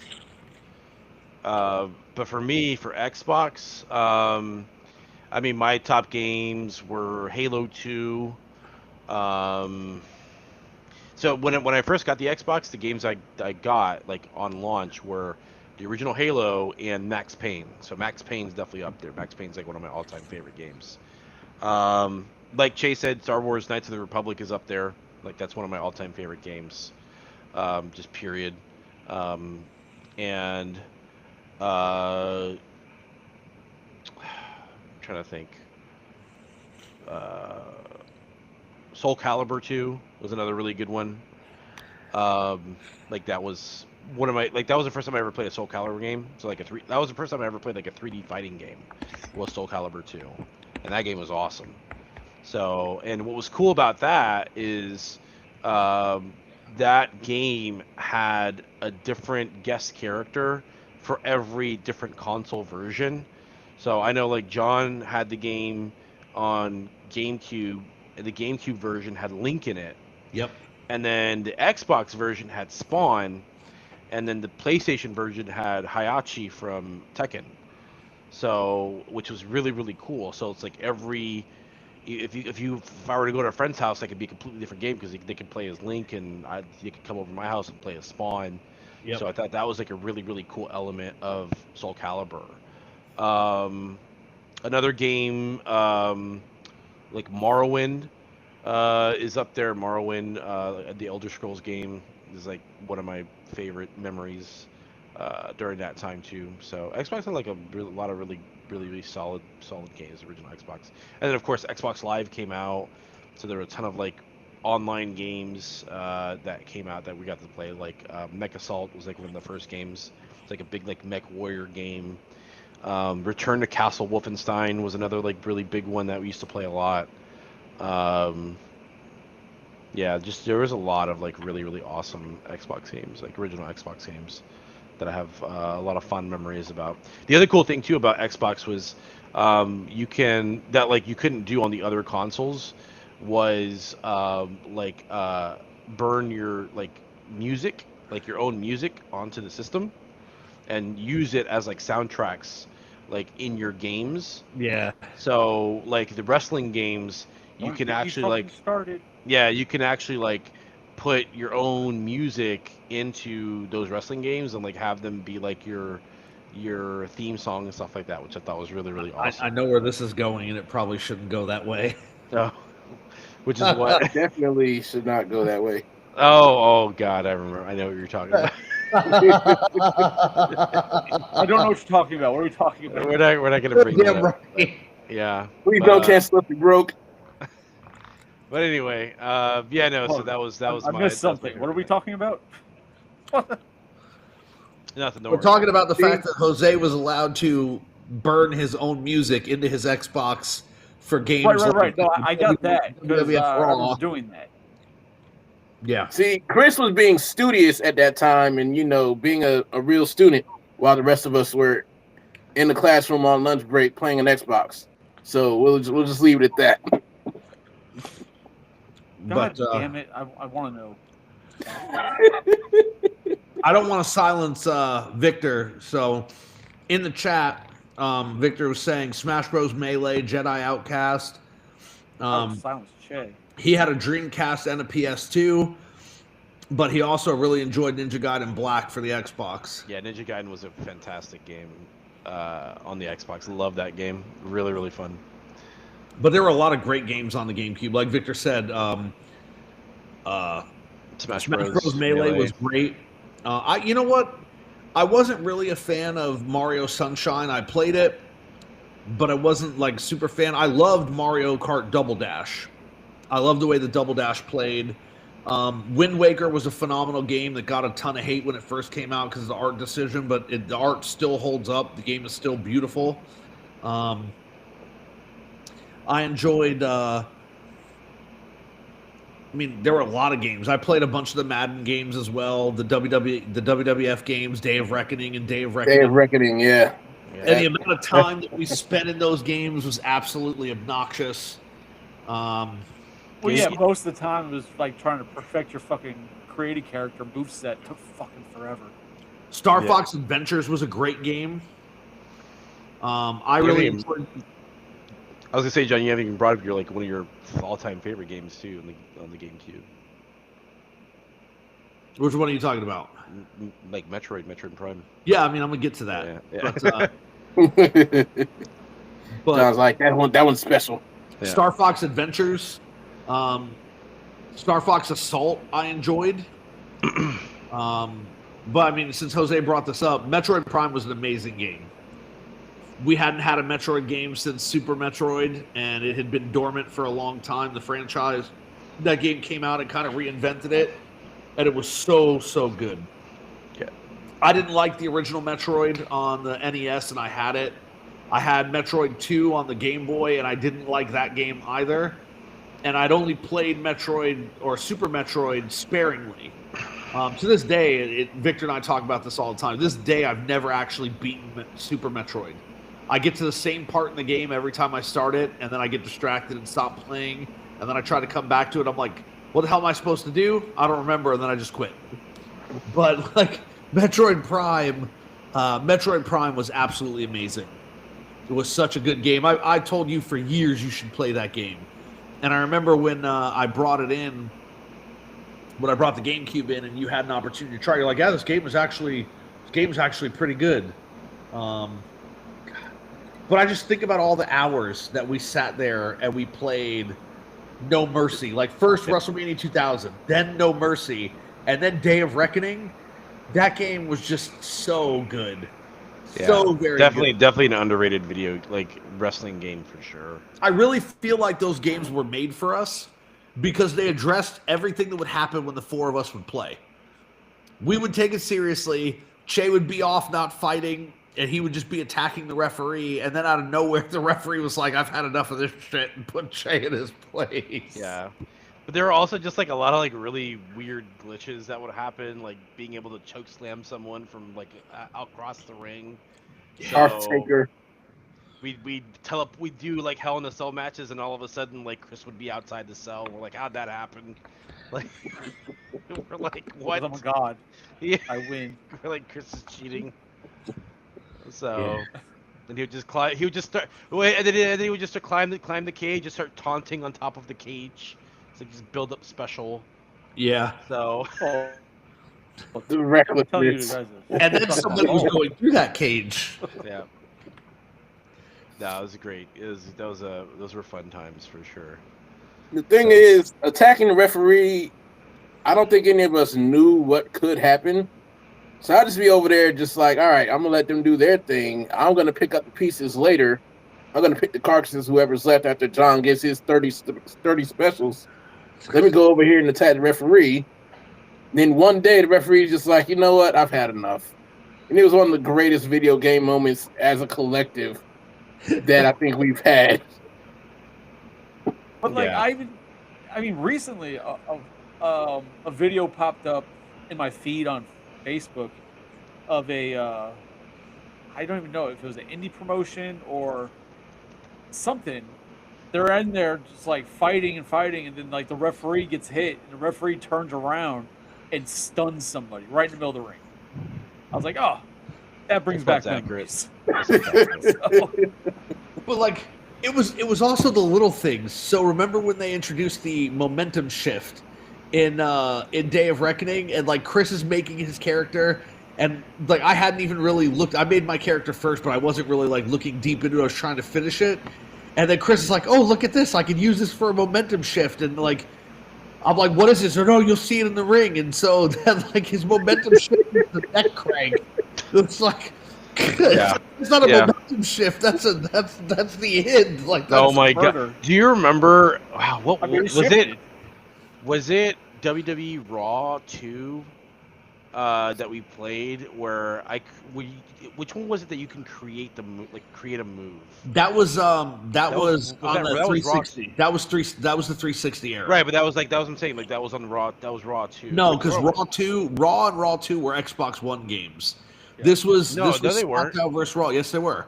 No, Raw 2. Raw 2. I'm pretty sure was that was Xbox 3. It was Xbox 360. It was not, because I had a 360 and that game was never available to me. No, it was on Xbox. It was on the first Xbox. That's what I'm saying. So, the original. Yeah. So, go ahead, Jose. No, but I was gonna say was, I'm pretty sure it was Raw 2. You can create your own move. But I don't remember. Or maybe it was SmackDown. But anyway, I feel like the create your move was like in the later games. Later, yeah. 360. You're probably right. But it was like one of those games where I created a move called the Webbles Francheros. where it was the most ridiculous move. Where core memory unlocked. It was like a top rope move, where my character would just spin around the person's head over and over again, and then eventually I would just do like this like Hurricane Rana that would just like flip like a billion times, and we would I remember some of the best times were like showcasing those moves, and that's just like dying of laughter at some of these moves that we'd be able to create because they would just defy the laws of physics. Yeah, because it was also the first wrestling game that we could share our creations with one another, even though we weren't near one another. Yeah, because we'd upload them. You had to download it, and you had to like search for specific things, but then you could download it, and then you had to download all the moves that you created as well, or the character would have no move at all. And so I remember how proud Jose was when he created that, and he's like, "Guys, we got to play." And we all got on, and we were in this one online fatal 4-way, and Jose showed us. It was like, "All right, Jose." One of those ridiculous moves that would never, ever actually work or happen. Yeah, you defy the laws of physics. Like, we would just have the most ridiculous, like, top rope moves where my character would just float in midair, just doing flips. I had no like a sense. stunner that did the same thing from the top rope. It's a stunner, they'd fly halfway across the ring. So Victor, I don't. We don't want to ignore Victor because he's going in. I know this is a very dear topic to him. He said that Dreamcast had some great arcade ports with Soul Calibur, Marvel vs. Capcom 2, Yeah, Marvel and Capcom Sonic 2 's Adventure on my top. games. I wanted to highlight that because Marvel vs. Capcom 2. I had Yes. that on. I think I wound up getting it for PlayStation 2. PS2, Yeah, yeah. it was on PS2. But man, I fucking love that game. I love the arcade version of that game too. But that was definitely some good times we were having with that game. Yeah, I preferred fantastic. SmackDown, I preferred the Sonic Adventure games on the GameCube. I played them on the Dreamcast, and they were good, but they ran so much better on the GameCube when they were re-released. And Victor feels that Devil May Cry 3 gets his vote for PS2 titles. So I don't disagree with that. I think if we can't talk about PS2 without talking about Grand Theft Auto, right? I was gonna say, if anything on PS2 gets my vote, it's Grand Theft Auto. Yeah. GTA 3 was so great, man. I remember Yeah. Chris and I would use the jumping car glitch. You'd click in the thumbstick, and the car would just like fly into the air. Yeah. It's one of those things that like, so you had GTA 3, right? Or 2 or It was 3? GTA 3. GTA 3. Yeah. And then that was on PS2. So the amount of fun that we had in that game, with all the glitches and the codes and everything, and jumping cars and everything, you sit there and you think to yourself like, "Oh man, this can't get any better. Like this game's amazing." But then, I know where you're going with this. then we get, and we're just going to go into the next, which obviously is the Xbox 360 and GTA 4. GTA 4. But Vice City, though, wait. Vice City and then San Andreas were also on the PS2. They were great, yeah. Well, yeah, no, they were great games, but Yes. I guess because Grand Theft Auto 3 was like the first experience with that Yeah. kind of game, and you're like, holy shit, this is amazing. And then you knew what to expect, just different scenery, but same general gameplay with Vice City and San Andreas, except for San Andreas, you could get fat, so you had to Which work was so out. dumb. San Andreas I hated that. I hated that thing. People love that your character would gain weight if you weren't going to the gym and that your hair would grow out and all. I'm like, just let me play the damn game. Right. Like, game was fun, but I hated that aspect. But when you get to the Xbox 360, now you're looking at GTA 4. Oh man, GTA. And just when you 4. thought, like I said, you thought GTA 3, you can't get better than that. This game is fucking... No, GTA 4 is like, here, hold my beer. So allow many. you to play online with your friends from across the world. That's everything changed from that point. Yeah. We made a friend in that game that we still like talk to today. Yeah. Shadow, like. Yeah. So back from 2007. That's where I met Victor, and he's in the chat right now, Victor right? too, Like, that's where I met Victor, and that other guy who I like to troll. Don't want to mention him on my podcast because I feel like if I mention him, he might show up. I don't want him here right now. Say his name, he appears. Man, Just I don't feel like trolling him. I don't want to make him cry or anything. But yeah, like that game was, I mean, literally, to me, was a game changer. Yeah. Right? Yeah. And people, like, it set it set standards that other games tried their hardest to replicate and beat, and they just couldn't. Because then you had games like, from there, that would try, what the fuck? Saints True Row. Crime. Oh yeah, Saints Row. Oh, True Crime was a great Row. one. Well, Chris and I used to play Saints Row a lot, and that game was a lot of fun.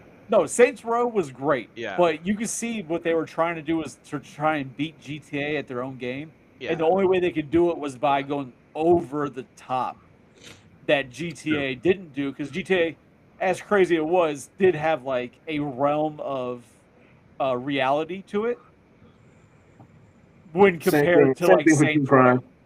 Yeah. Right? And then you had other games come out where like, oh, we're gonna do the free roam thing, and you have to go over the top. That there was that one game where like you're a cop or something. Crackdown. Yeah, Crackdown. Crackdown was great. It was great, but nothing compared to GTA 4, Yeah. right? Yeah. Agreed. Like you can see where they tried. Like they're like, we have to go over the top. We got to beat them. We got to make it out there. And GTA 4 just set that world of games on fire with Yeah, all these companies trying to beat it, and they just couldn't. I mean, It was fun watching them trying to get and playing the games that they tried to beat it with, but they just couldn't beat it. dude, the hours we would spend on GTA 4 are some of the best memories I had just gaming with you guys. I mean, just spending hours on the swing set glitch alone were some of the best, most fun memories. Just Victor Oh brought my it up. god. Victor brought it up, and it goes back to probably some of our best times in GTA 4. Because he says that how, as an expansive game with a great story where the multiplayer games boiled down to spending hours only in the airport, arguing about vehicles and cops in asses. Asses, yeah. So I've got so many fond memories of the airport, right, and playing that game. And the fond memories are literally sitting there and like, all right, guys, let's all go to the airport. Everybody like spawns in different areas, so everybody grabs cars. And there was always like a couple people that you'd sit there and wait, and as soon as they show up, you just blow their fucking car up. Yeah. Every time. Yeah. We were the biggest assholes on that game. Fucking diabolical. Like Rockstar probably has, man. like during that time, Rockstar probably had like all of our like gamer tags, like avoid these people at all costs. we were like that one episode of like South Park, like people just did not want to fuck with our group because we would just cause And the greatest chaos. thing about it is that it showed like we were assholes to each other, right? Yeah. Oh yeah. And we would sit there. We had like our core group was like maybe 6 of us, if that. Yeah. Like kind of like the core that always played together. Yeah. But then all of a sudden, randomly, like some random assholes would join in our game, and they'd always like think that they were like the big dogs. Yeah. And then all of a sudden, No, not today. and then all of a sudden now we're going to war against some randoms, and all of our hatred in the game that we have towards each other and the hatefulness Yep. focuses on like this one guy, and the poor son of a bitch tries to like invite his friends in, and then it just turns into like a turf war that we do not lose. Yep. Like we'd be like, yeah, let's partner up. So we would like fake like we're gonna go in their car and then just like toss like C4 on their car. Just and then we would so this is I would do this a lot. Is we would like be playing like a race or something, and then like I would like toss a thing of C4 on the back of the car before like getting in, and then I would get in, and then they would start running, and then I would hop out while the car was going, and then just blow up the C4. well, see, Just and to that's be a where troll. you and I differ, right? Is that you guys didn't enjoy dying. I didn't give a shit. So like I Oh, would no, I didn't literally care about dying. kamikaze these guys. No, I did the same thing. Like, it always became like a one-up, especially with us. It would always become like a one-upsman of like who can fuck with who, the like better. Because like you get these guys, they'd be like, oh, and then, like you get the helicopter, right? You're like, oh, I got a helicopter, and they're like, oh, he's shooting, he can't get us, and I'd be like, oh, I can't, and I'm just like, crash the helicopter. Oh, I'm gonna get you. And I didn't give a shit. There eventually be parts of town where you knew if Psycho got there first, don't go there. There's booby traps everywhere. And it There's just got C4 stuck to the walls. But also,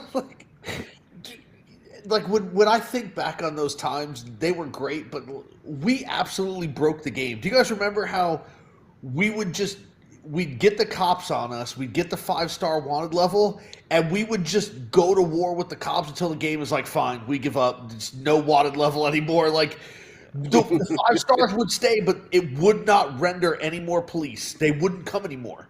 They just couldn't. You're right. Like I was really surprised that like the game didn't just glitch and their internal government didn't just like release Cthulhu on us. Yeah. Like, it was very different from GTA 5. GTA 5 just they kept coming. Yeah. So, that game sucked. So I like GTA 5. GTA 5 was fun. Victor said Gears of War 2 on Xbox 360. No contest. Halo fans don't at me. Yeah, I mean, Gears of War 2 was phenomenal. It was fantastic. Horde mode was amazing. God, I love the Gears of War franchise. Jose, Oh man, Yeah, but still, like GTA is still better. It comes down to preference. I mean, they're two very different games. I definitely have As more far as- fond memories in terms of like multiplayer in GTA for sure.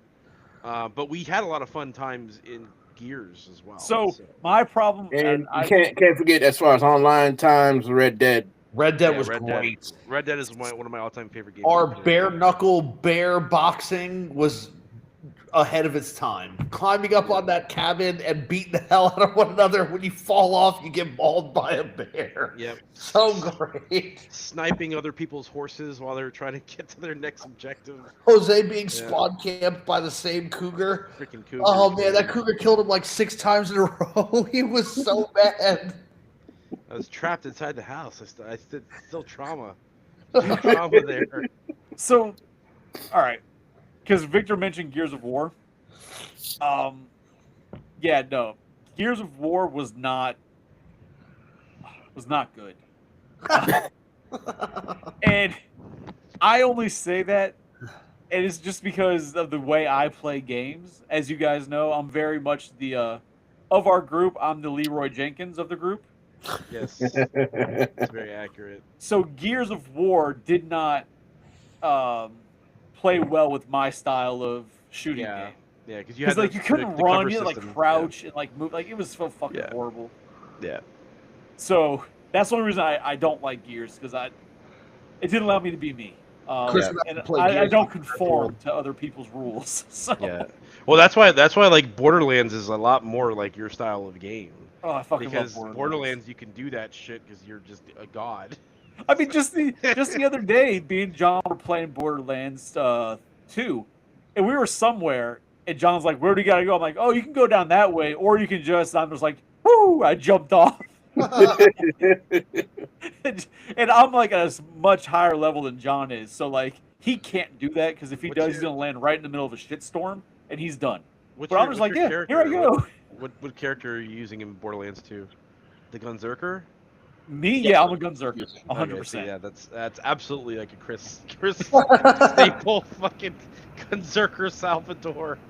Oh my god. Yeah, I just run, jump, and I just land, and I just start killing everything. Dude, I love Borderlands. We can talk about Borderlands 2 because that was an Xbox 360 era game too. But yeah, dude, I love that game too. That game is one of my favorite games. Zero was amazing. Like I loved playing as Zero in that game. So that was like one of my favorite like assassin type characters of any game ever. It was just really fun. So just because we mentioned Borderlands, and I just want to. Did you know that in Borderlands 2, you know how like you can't kill each other, right? Yeah. So a while ago now, Psycho and I were playing, and Enforcer was in the game. But his character, he's a psycho, and you can kill him. Blitzkrieg? Yeah. Yeah. What happened? No, the character's name is is it or Krieg? Is it Krieg? It's Krieg, yeah. Krieg, yeah. Krieg. Yeah, but you as a Vault Hunter, you can still kill him, and he can attack you even though you guys are on the same team. No, I didn't know that. He was DLC though. So I didn't actually like get to play him or play as him or stuff. So we were in Sanctuary, and I just looked at him and I threw something, and it fucking killed him. I was like, "What? We could do this?" And he's like, "Oh God." That's great. And he hasn't been on since. So new. Oh man. Yeah. I loved in GTA 4 when you could go into the comedy club and see Cat Williams do his hustling skit. Oh, Jesus Christ. That was great. That's right. We have to thank GTA 4 for Cat Williams. Thank you, GTA 4. Yeah. Other games of that era, we haven't even talked about like the Arkham games. Arkham City to me is still like the best. Yeah, Arkham City is pretty great. It's still the best like Batman game ever made. Why is that? Because there's so many games. Well, the fact that there's so many games, but I think it's also because, I mean, maybe I'm wrong, but I feel like that system, the longevity of that system, feels like it was longer than some of the previous predecessors. Right? That's because it was. Well, Okay, it's so- also that we were adults and we were buying our own games and we didn't have the responsibilities we have now, so we could play a lot of games. Well, no. What I mean is the actual quality of game, right? So when you look back to a lot of the older systems, there was a lot of, I mean, there was shit games with the newer systems, but there was a lot of shit games. Back with the NES, Super NES, like you had some real diamonds, but there was a lot of shit games. Just for example, Superman 64, right? Complete garbage. Like there was a lot of crap, but the Xbox 360 seems to have had a lot more quality games. But like I said, because of the time span, the first 360 games versus the final 360 games, like there's just so much diversity and so much growth in that they did that there's so many good goddamn games that I don't even consider to be in the same era because of how far apart they actually were from release. Yeah. So, like, I wouldn't consider it's obviously it's there, but I wouldn't consider Arkham to be like the same era as GTA 4. Because they were spread out a lot by a lot of They years. were spread out so far apart. They weren't really spread out that far, though. They weren't, though, because GTA 4 came out in 2007 and Arkham came out in 2009. It was 2 years. Yeah. Really? It felt like so much longer. It wasn't that far apart. Maybe because we just played GTA 4 so goddamn much, it just felt like it was could forever. be, yeah. And the Ghostbusters game on the Xbox 360 was amazing, and that I would spend $80 if that multiplayer from that game came back and actually functioned. I'd spend $80 on that game. Absolutely. Yeah. Make my own Ghostbuster, dress him how I want. The same exact gameplay style would be fantastic. I'd spend $80 for that. Hold on. No problem. Psycho, did you just say that I never use a cover mechanic in games? Yes. Question. There's a cover mechanic? Exactly. Because, I mean, you already said that you just run in guns blazing and that's it. But Victor was making an excellent point, right? Like, Gears of War's cover mechanic was revolutionary when the first game dropped in 2006. And then a lot of other games took that cover mechanic. And so GTA was one of them. There was a cover mechanic because of Gears and how revolutionary that was. But you wouldn't know that because you're like, fuck that, I'm running in. Like, I'm not getting cover. I think the only game that I could think of where I use cover a lot, and I think you just had to, would have been True Crime, Streets of LA. Yeah, there were certain missions where you had to sneak, and so I can remember like hiding behind cars and popping out and shooting people. Yeah. Huh? Yeah, no, fuck cover mechanics. Yeah, That's a waste of my time. I'm there to kill. I kind of agree with that. I vaguely run I use what's around for cover as I'm running, but I don't stop and hide and shoot. Like if I happen to pass behind the car where they're shooting at me, fine. But no, Leroy Jenkins. Right? Yeah. I'm gone. Like your bullets can't chase me if I'm running. Like you just have to be a better shot. Like no. I know. We've talked a lot about it, like multiplayer games from this era. But just like real quick, what are some of your guys' like fondest single player games from that era? I mean, the Batman games would be single player games. Oh, those yeah, weren't yeah, multiplayer. Yeah, but like other than the Batman games. I mean, with me, y'all already know it goes without saying it's NBA 2K and Madden and NCAA as far as solo runs. I mean, I think. Go ahead. So okay, yeah, that's about it. Everything else, I generally play with you guys. It's Red Dead's and the GCAs and things like that. I guess the question comes down to when you're asking those questions, like, so Che played obviously a bunch of the sports games, but those are also multiplayer games, right? Because you can play online with each other. Yeah. Stop. I mean, just like single player game, like a single player. I mean, so I would say Knights of the The Old Republic. Old Republic. Star Wars Old Republic. That was the original Xbox. That was Yeah. Xbox, not Xbox 360. Yeah, not Xbox. I would say I played it on 360. Yeah.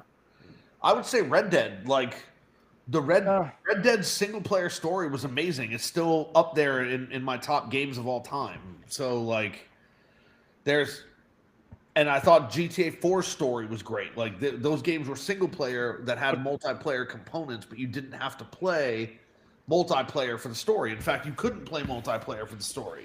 Yeah. Like, I don't know, Chris, my pick would have obviously been Batman, but Jose said no Batman allowed. Well, because we just talked about it. Well, I mean, that's definitely up there for sure for me. Arkham City. Because I have a few for that me. was PlayStation 2. Yeah. Because I was like, oh, Need for Speed, but no, that's PlayStation 2. I mean, Ghostbusters. Yeah, the single player game for that was really great. Yeah, good story. Was War in the North on 360? Yes. Or was that Xbox One? No, that was 360. That was 360. That was a good multiplayer, but it was also solo a good time for me. I never played that in solo because you could do the story in multiplayer. Yeah. So. Nah, it was a good solo run too. For me, it sucks too because I really wish you guys had played a lot of these games. You know, but I know you guys really like playing like a lot of the multiplayer stuff a lot more. But games like, well, you guys have probably played Skyrim, so like Skyrim is up there. No, I never played that. Oh, maybe. Didn't pick up Skyrim till Xbox One. Okay. Yeah, yeah, but like like Oblivion, Skyrim, the Fallout games, so like Fallout 3, Fallout New Vegas, the Mass Effect series, Mass Effect like 1, 2, and 3. Fucking Jose and Fallout. He loves those fucking. I fucking love. Dude, I love Fallout. Oh, dude, don't even get me started on that. But like BioShock. So probably my favorite. So my favorite single player game during that time was for sure BioShock. So BioShock was like one of the best games I think ever made. So BioShock is definitely up there for me. But it sucks. I wish you guys had played those games because like those games are amazing and you know. So. All right, now we're going off topic for a second because he said fucking Fallout. So we went to Halloween Horror Nights. And one of the houses there is Fallout. I'm not familiar with Fallout at all, so I had no idea what the hell I was walking into. And it was all right.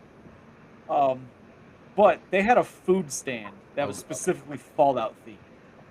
And my brother wanted some drink in a bag called Radaway. He's like, I gotta have that. So I picked him up that. I drank the drink because I wasn't gonna give it to him because it'd be bad.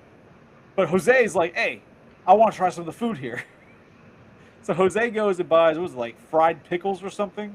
Yeah, there was one that was like, it was like fried pickles with, and they were like pickle, like quarter pickle slices or whatever. Yeah, it was like spears. Spears. Cut, yes. Yeah. Like and then deep fried. But it was with like a buffalo chicken dip. So that was really good. But then Jose's sitting there. He's like, man, I want to try the deviled eggs too. Yeah. And I'm like, oh, okay. I've never seen like a place just sell deviled eggs. Like I've only ever seen deviled eggs like during Thanksgiving at my family's house. Yes. Like my aunt always makes deviled eggs. Yeah. Because one of the things in Fallout, like one of the food items you can get is yum deviled eggs. Okay. So Jose orders this shit. And we go over, sit down. He's eating his pickle spear things. I'm drinking this fucking like pineapple jalapeno drink out of this Radaway bag. And Jose grabs one of the deviled eggs and eats that bitch. And he's like, that's fucking disgusting. I look at him like, what happened? He's like, is it bad? He's like, that's not a deviled egg. I'm like, no, bullshit, that's a deviled egg. He's like, no, that's like a dessert. And I'm like, what the fuck are you talking about? So he gives it to me. He's like, try one. So I eat that thing. That was the sweetest goddamn thing I've ever eaten. And I walked over to the menu. I looked at it. This man ordered these yum deviled eggs that were made. The white part was made out of some type of coconut, and the yellow part was a pineapple sherbet. Yeah, like it was But if you look at it, no, it looked like a deviled egg. Just like a deviled egg. Like it feels like a deviled egg too. Like you pick it up and it felt like a deviled egg. So Yeah. I'm like thinking, okay, it's a deviled egg. So my brain is registering I'm about to eat a deviled egg. I remember what deviled egg tastes like, and as soon as I put it in my mouth, I was like, I want to spit it out because I was like, this is not deviled egg. Like it tastes like like it- the only Some thing- video game rations don't carry over to the real world, and they knew that, and they're like, No. let's just twist like the this. but like the only thing it was literally missing was like paprika on top, like that. no, Like, but it had that. It had that. It was like, but that was like cinnamon dust or something. so It was like cinnamon dust or something. I don't know like what it was. the only thing that like for people who can't imagine, like you can imagine what it is, but like I told Jose, I'm like, bro, that's like when you're sitting there, you're like, man, I need me like a glass of Sprite, and you grab Sprite and you drink that glass, and that shit's water. You're like, what the fuck Yeah. is this unholiness that I just drank? Yeah. It's just water. Like You got the Rick dessert rolled Just wasn't fucked bad, with my but when you're brain By the expecting repressed a damn stand. deviled egg, it was horrible. Yeah. Fucking I was bad. like, what is this? This is not deviled egg at all. So I feel like I was more disappointed that it wasn't a deviled egg. And then Chris made a good point though. He was like, why the fuck would they sell regular deviled eggs at Universal? And I'm like, I was like, because it's in the game. I don't know. but then at the same time, I'm like, did you not read? Because I walked over and it's right there on the menu. Yum yum It deviled did say egg, that. I didn't even coconut and pineapple. I'm like, bro, did you read the read. fucking menu? I didn't even read No. that at all. I did not read it at all. You know, when I was watching videos on Halloween Horror Nights, one of the stands had like a giant chili dog, and I was like, if I went this year, I'd be getting that giant chili dog. I believe that was the Terrifier stand because I think they also had like a 1.5 foot long mozzarella stick. Yeah. But it was like Good for you. it was like a giant chili dog that came in a box, and it was like $43. I was like, I'd eat that. I mean, I wouldn't want to pay that, but a giant chili dog, hell yes. All right, back onto your video game this because we're gonna be wrapping this up soon because we're shit almost. Victor at 2 said hours. PS3 is going to fly by as a topic, probably. I don't disagree with that. He said Last of Us and the Resistance trilogy. Never played any of them, unfortunately. I had a PS3, and I used it for one reason and one reason only, and that was to play Mortal Kombat. That was it. I had a PS3 and I used it for movies, for Yeah, a Blu-ray Blu-rays. player, and also for Rock Band. And that was it. Yep. So Can't unfortunately, we do that. didn't Oh, really yeah. have much of a- Rock Band on any system was Beatles- great, but the Beatles Rock Band, oh man, Beatles Rock Band was amazing. I am Beatles shocked Rock by Band was that comment. great. Nah, Here, Beatles okay, Rock Band was comment. great. Shay would want that DJ version of Rock Band. Interesting. Beatles. What do you like? Yeah, I mean DJ. I looked at it. I'm like, maybe. But Beatles Rock Band was great. I never. I'm telling you. We did have Beatles Rock Band, but I never really we didn't play it too much. We just I'm played telling Rock you. Band 2. So. Che has been on this podcast twice, and I've learned more about Che in these 2 podcast episodes that he's been on than I've learned about him in like 17 years I've known him. So he always comes out with something crazy like, "Oh, Beatles Rock Band, what the Beatles." You know Oh what the nah, Beatles man! You were. give me the bass on "Come Together," we're winning all the time. Yeah. Beatles Rock Band was amazing, and Shout I'm not gonna say a joke. I had a joke to pertain off of my Ron Jeremy joke from the last episode of Drinks and Toys, but You we're know not what? gonna go. We're not gonna go there. just real quick too. Shout out to Victor because he mentioned Modern Warfare 2. Me and Victor used to play on Modern Warfare a lot, so that was one of my favorite COD games for sure. We used to play with like Shadow and like all those people. My absolute favorite Call of Duty memory, because I don't like Call of Duty, was living with Victor. Like when Jen and I and Victor and Karen were living together, and one day Victor was trying to get that super hard achievement in Modern Warfare, and you just hear him screaming from the other side of the house, "Fuck!" Like, goddamn ass! Like Victor's just. And I'm like, Right. what the fuck is going on? And I go over there, and he just keeps playing this one section of the game over and over and over.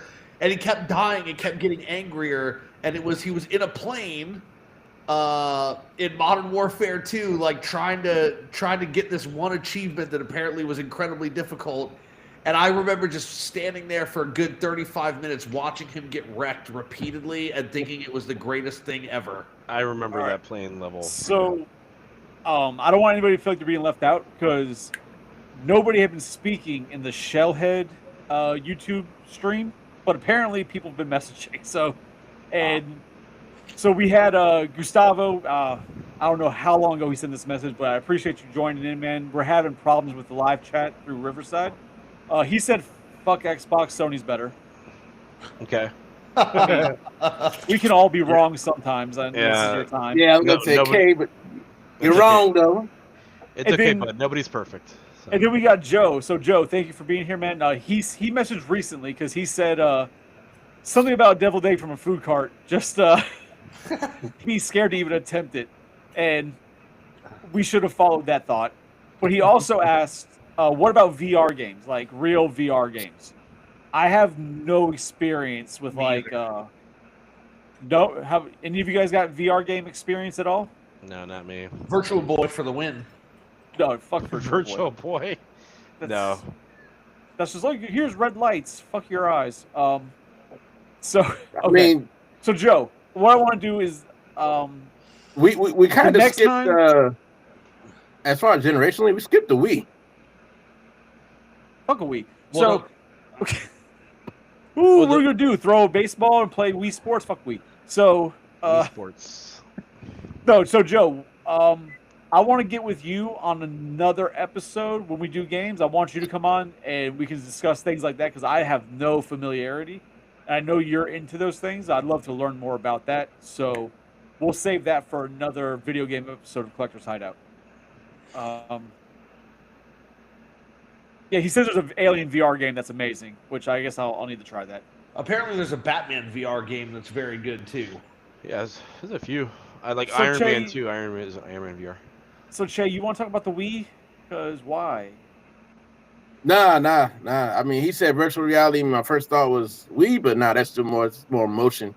You But know, yeah, he's no. talking about the virtual, like you No have the virtual- recent no where you wear the virtual- goggles and shit. None of that. We're going to talk about the Wii. We only need to mention Twilight Princess, Mario Galaxy 1 and 2, Punch Out on the Wii, Metroid Prime Trilogy on the Wii. We only need to mention these 75 games I'm naming. Mario Kart Wii, and Smash Brothers Brawl. That's it. They all sound horrible. Do we need to mention Smash Brothers Brawl? We do. Any fighting adjacent game where I kick your ass needs to be mentioned. Subspace Emissary is what Like, I I remember. don't remember why I bought a Wii because I can't remember a single game I had on Wii. Didn't you buy it for the Super Mario All Stars? Probably I not. think I had Resident Evil on the Wii. Oh yeah, that Resident Evil was- 4 was that was good. I think if I looked through, I think I probably had like Mortal Kombat. I don't even know why I even had a Wii. Chris had that Mortal Kombat game that was it followed Deadly Alliance and Deception? and Deception. And then- Armageddon was after Deception. Then there was MK versus DC. Yeah, so no, it was Armageddon. It had Right. all the characters in it. Chris had Yeah. that game on the Wii. Right. Okay. Yeah, That game was terrible. Yeah. So- Your face is because terrible.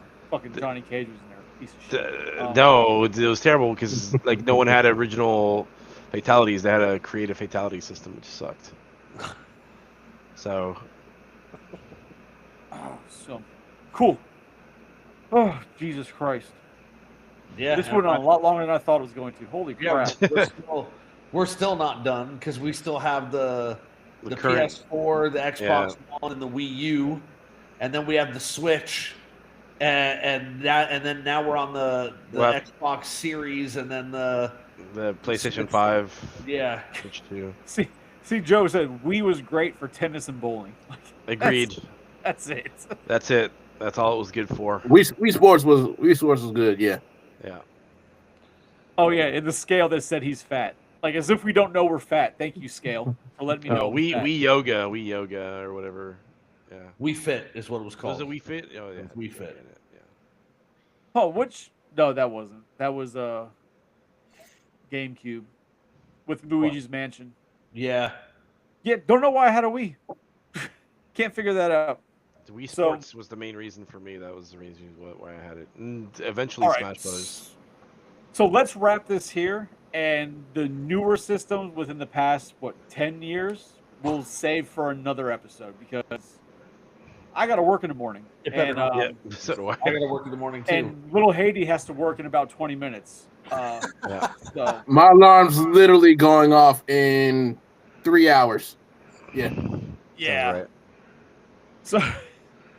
So, I just Mom- want to thank everybody who did come in to the show in the chat. We were having some errors with the chat, like we can't see it. We had to go through the YouTube studios and actually look on YouTube itself to be able to see it. For whatever reason, it's not feeding through like it normally does. It seems like all the problems only happen during Collector's Hideout, but when we do Shellhead or Drinks and Toys, it's never a fucking issue. I feel like Tony's kind of sabotaging it somehow because he's not here and he's doing like voodoo to make sure that just shit goes wrong. So, I mean, I could be wrong, but I feel in the gut that's what's going on. I do want to say one thing before we get off, because both Che and Jose mentioned this. Knights of the Old Republic, the remake is actually still happening at Change Studios and will no longer be PlayStation exclusive. Okay. So they're going to be There is good news in 2025. Fancy that. Cool. So there you go. All right. Maybe we'll actually play it. You should. It's a great game. Yeah. You need to. You need to. So, whoever's here or whoever watches, you can join Shellhead, Tony, and myself, Drinks and Toys on Tuesday night at 9 o'clock. We have no idea what the hell we're going to be talking about. We never do until about 30 seconds before we hit go live. Then we decide. So it's very toss up. And as far as collectors, next week, we will be doing the episode that was supposed to be this week, but we had to change it because Shellhead Tony decided he had to go work or something and was in a hotel and has poor internet service. But next week's episode, it's in the thumbnail of the event. It's called Collector's Hideout Watches Little Shop of Horrors. So the idea is that Psycho, Tony, and myself are watching Little Shop of Horrors. My first time since I was a kid. I believe Shellhead's similar, and Psycho hasn't watched it in a couple years. So we're gonna have a really fresh take, and then we're gonna discuss the movie and see if it holds up to what we remember from our childhood. Tim Curry always holds up. That's not Jim Carrey. Tim Curry. Tim Curry. Tim Curry. Okay. Tim Curry's also not in that movie. It's Rick We thinking Moranis. about the same movie? It's Rick Moranis. It's Rick We thinking about the Moranis. same movie? We're not thinking about the same movie. It's the fucking movie with the goddamn giant plant that eats people, Che. What the fuck are you talking Yeah, about? Audrey too. Yeah. It's a horror-esque musical. Che, how do you not know this? Che, what movie you... Che, watch this shit. What movie You're am I gonna be on the thinking about? cast. Yeah, you're thinking of like Rocky Horror Picture Show or something, man. Like I don't know what you're Oh, thinking that's about. what I'm thinking of. That's what I'm thinking of. Yeah. Hey, There we Che, go. When Chris ends the stream, don't leave. Yeah, you don't leave. You gotta Oh, wait. that's right. Leaving. Nah, Bad Che. you gotta wait so it doesn't delete things. So Che, if you want to get part of next week's show because you've never seen it, watch that shit like this weekend, so you could be on it. And because it's Rick Moranis, Steve Martin, apparently John Candy's in Yeah, it. I John don't remember Candy's that. Yes, yeah. Interesting. So, but yeah, so next week we'll be discussing Little Shop of Horrors. All right. Oh, Speaking of, Chris, you need to make sure that you watch Alien Earth if you haven't watched it yet. All episodes are out, so. all right, real quick, fucking Jose. I've avoided spoilers for Alien Earth. Right. I keep seeing these fucking images pop up that people use, like AI images or whatever, and it makes me want to see it to just let it. Hopefully, it's not what these images show. Okay. But if it is what the images show, I don't know how I'm going to feel about it if it's done in a bad way. But they keep showing a goddamn xenomorph on the front of a bike, like ET, and that the alien is like a pet, and I don't like that idea that like I could train an alien to be my pet. I mean, I like the idea that I could do that, but I don't like the idea that I could do that. I can't say anything without it being a spoiler. Yeah, don't say anything. Yeah. So like, I want to watch it because I want it to not be that, and if it is that, I want it to at least make sense. So You want a lot of things. Shut the fuck up. I will say. Don't say anything. I'm not gonna say anything then. It's fine. I won't say anything. So, yeah. The memes are highly exaggerated, but So, yeah, I'm gonna say. next week, that's what we're doing. Jose, are you streaming yet again? Are you back up or not yet. I'm still having PC issues, so hopefully once those are resolved, then yeah. okay? And then, Haiti, thank you for being here. Shout outs to Victor for the, oh my God, go to sleep after we make on time we work tomorrow. And then, just I want to put the announcement out there also. Psycho, I mean, he hasn't actually accepted yet, but Psycho was offered essentially the permanent co-host position for Collector's Hideout. I never said, "Oh, great, I do accept." He's just like, "Oh, that's cool." No, So- that is not correct at all. I did accept, so yes, I am accepting. Currently, I'm being attacked by my dog for some reason. He should be going to sleep, but Oh, there you go. Joe or Jose, I don't know what kind of trouble you're having, but if you are having trouble, Joe is like, I think he invented the computer. But Jesus Christ. Joe can possibly help you out. Definitely, I'll put you in contact if you're interested Yeah. with Joe. Sure. So cool. Appreciate it, guys. Everybody coming out. Like I said before, I don't have a stupid saying like Showhead does with his capes bullshit. So we'll just see you guys next time. Don't leave, Later. Jay. Don't leave, Jay.